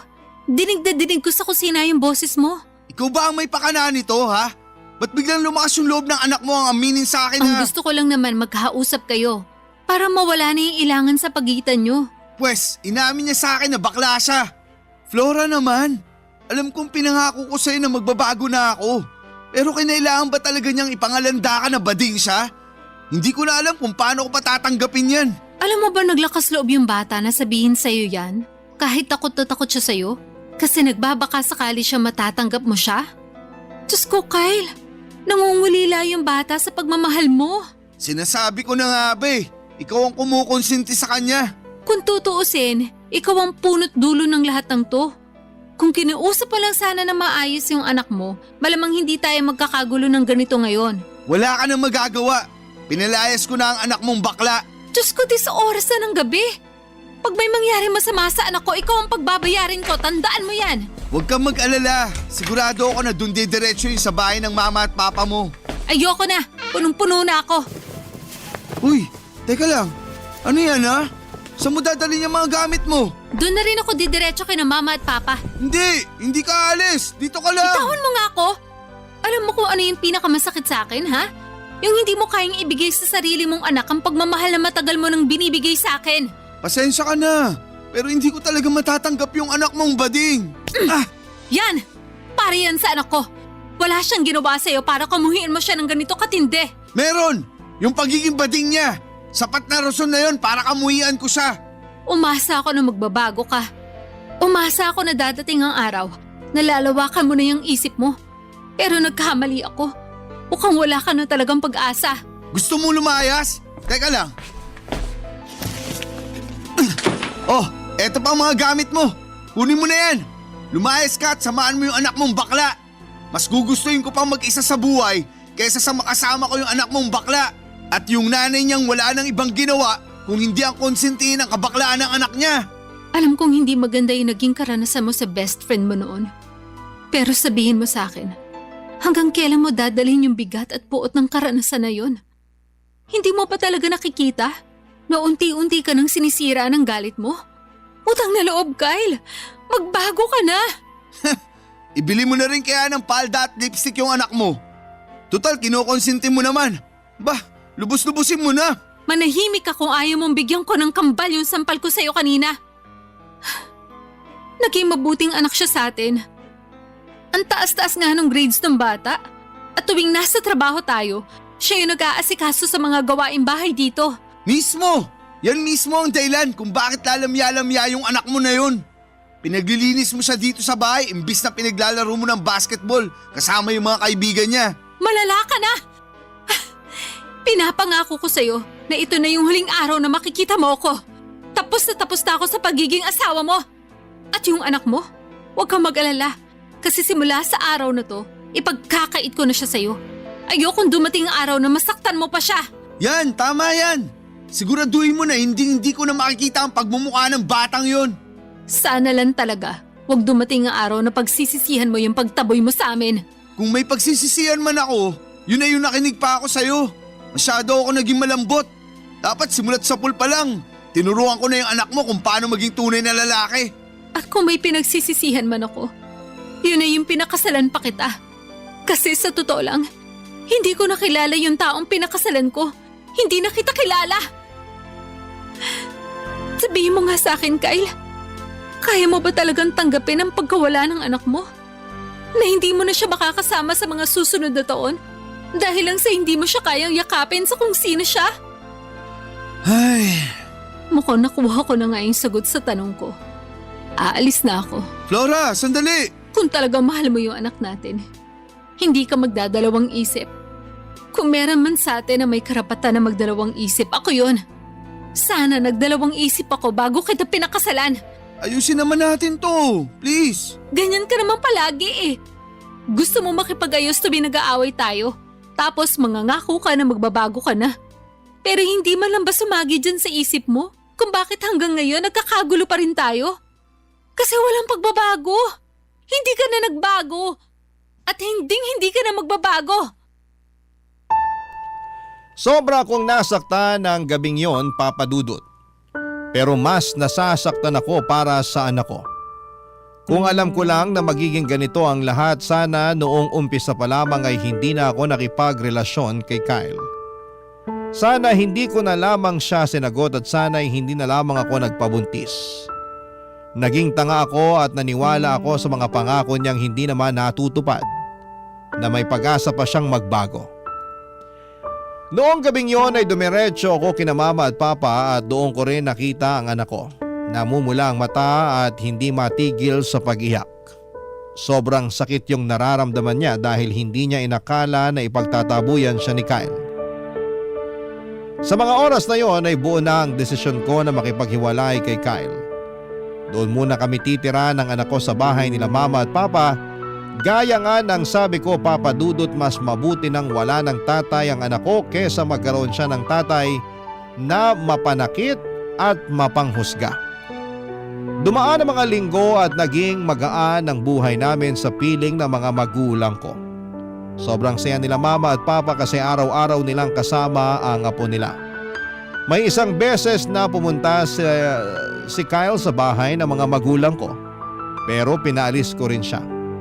Oo, asawa ko pa siya sa papel pero hindi ko na kaya siyang makita pa.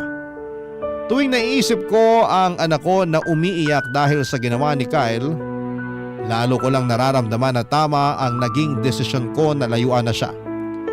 Sa mga sumunod na linggo ay hindi na nagparamdam sa amin si Kyle, Papa Dudut. Aaminin ko na lungkot ako ng kaunti. Pero sabi ko sa sarili ko, siguro nga ay mas mabuti na rin yung ganito. Wala nang gulo at hindi na rin niya masasaktan ang anak ko kahit papaano. Pero ang hindi ko inaasahan, Papa Dudut, ay paglalapitin kami ulit ng tadhana. Isang araw habang nagtatrabaho ako sa kainan, nalaman ko na nagpunta pala ang anak ko sa dati naming bahay para kumustahin sana si Kyle. Kasi kahit pinagtabuyan na siya at lahat-lahat, ay gusto niya pa rin daw na matanggap siya ng tatay niya balang araw. At nung nakarating siya sa bahay ay doon niya natuklasan na nakabulagta si Kyle sa sahig. Napagalaman din namin na si Kyle pala ay may sakit sa puso. At pagkatapos ng duty ko ay hinakayat ako ng anak ko na dalawin ko daw si Kyle sa ospital. Kaya pinauwi ko na yung anak ko at ako na mismo ang pumalit sa kanya sa ospital, Papa Dudut.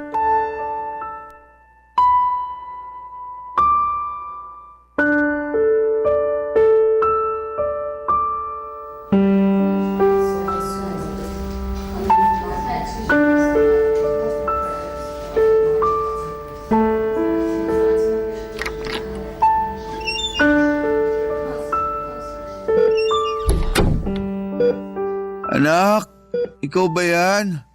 Kyle, Laura, mahal. pinauwi ko na yung anak mo. Ako na muna magbabantay sa'yo dito. Hindi nyo naman kailangan gawin to eh.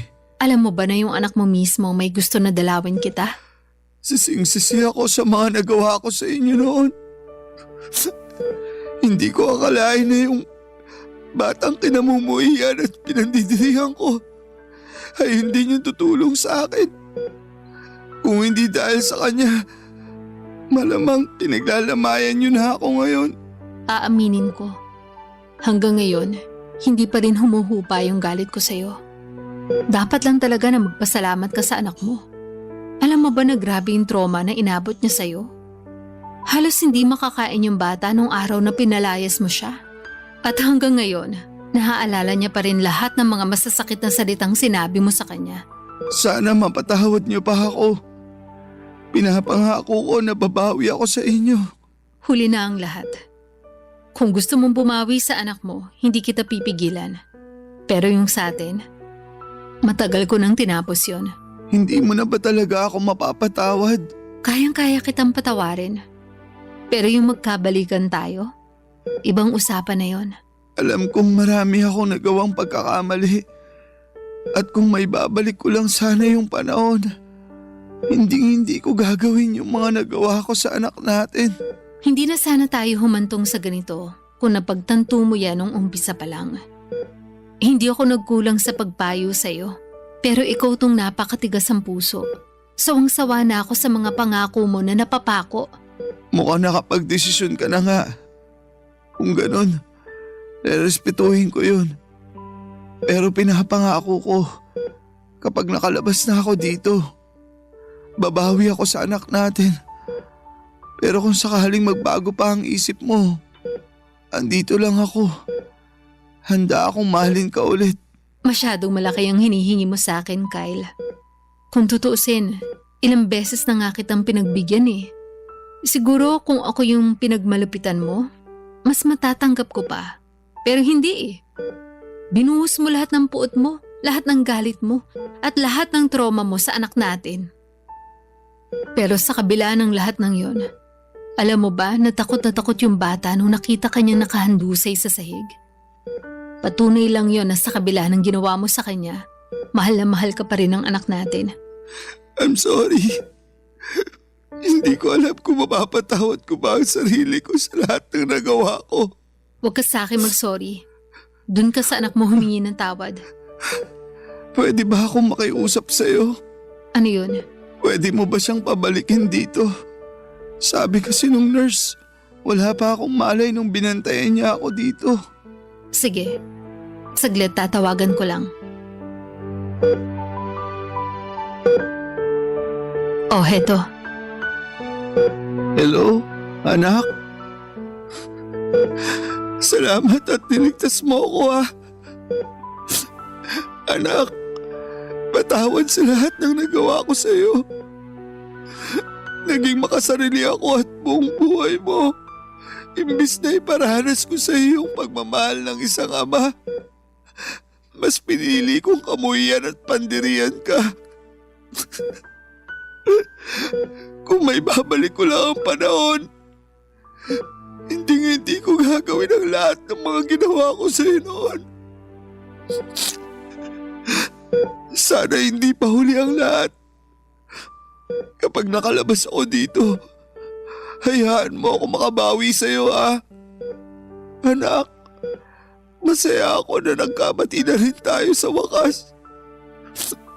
Mahal na mahal kita. Sige na, ibabalik ko na sa nanay mo tong cellphone. Hello, anak? Sige, hihintayin ka namin. Bye. O ayan, papunta na raw. Flora, wala na ba talagang pag-asa na magkabalikan tayo? Huwag mo na munang alalahanin yan. Ang pagtuunan mo ng pansin, yung pagpapagaling mo. Pero... Sige na, huwag ka na makulit. Siya nga pala, yung tungkol sa bayarin mo dito sa ospital, tutulong daw yung boss mo. Talaga? Oo, tinawagan ko yung boss mo kanina.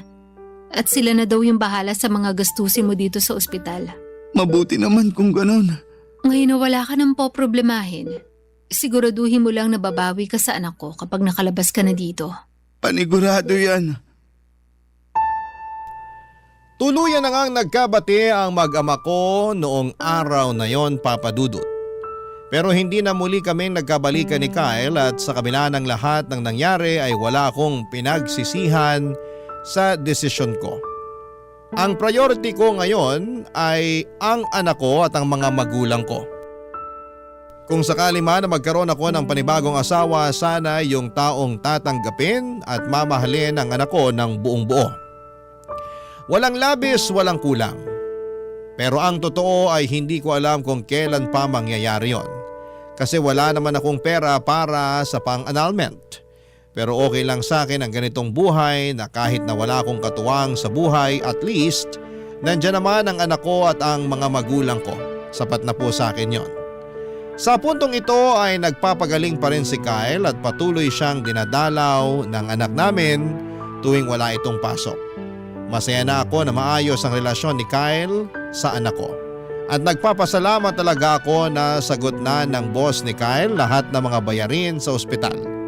Mabuti na lamang po talaga at matagal nang nagtatrabaho si Kyle sa boss niya na yon.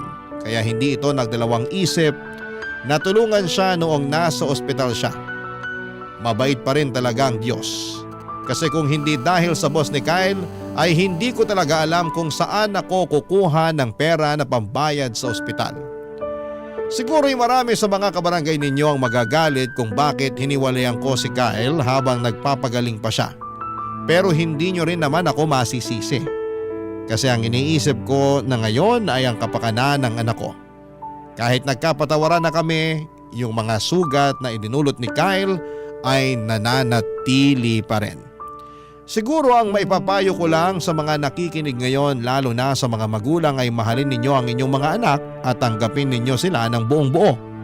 Dahil hindi lahat ng magulang ay deserving na magkaroon ng anak, pero lahat ng anak ay deserving na magkaroon ng magulang na magmamahal at mag-aalaga at iintindi sa kanila.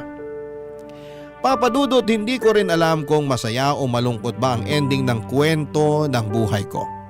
Pero siguro, ang mga kabarangay ko na lang ang bahalang maghusga. Nagpapasalamat po ako na binigyan ninyo ako ng pagkakataon na ibahagi ang kwento ko sa inyo. Maraming salamat po and more power sa inyong istasyon sa Barangay LS. Ang inyong forever kapuso at kabarangay, Flora. Ano ang masasabi mo sa ating Barangay Love Stories today? Aabangan namin yan sa aming comment section.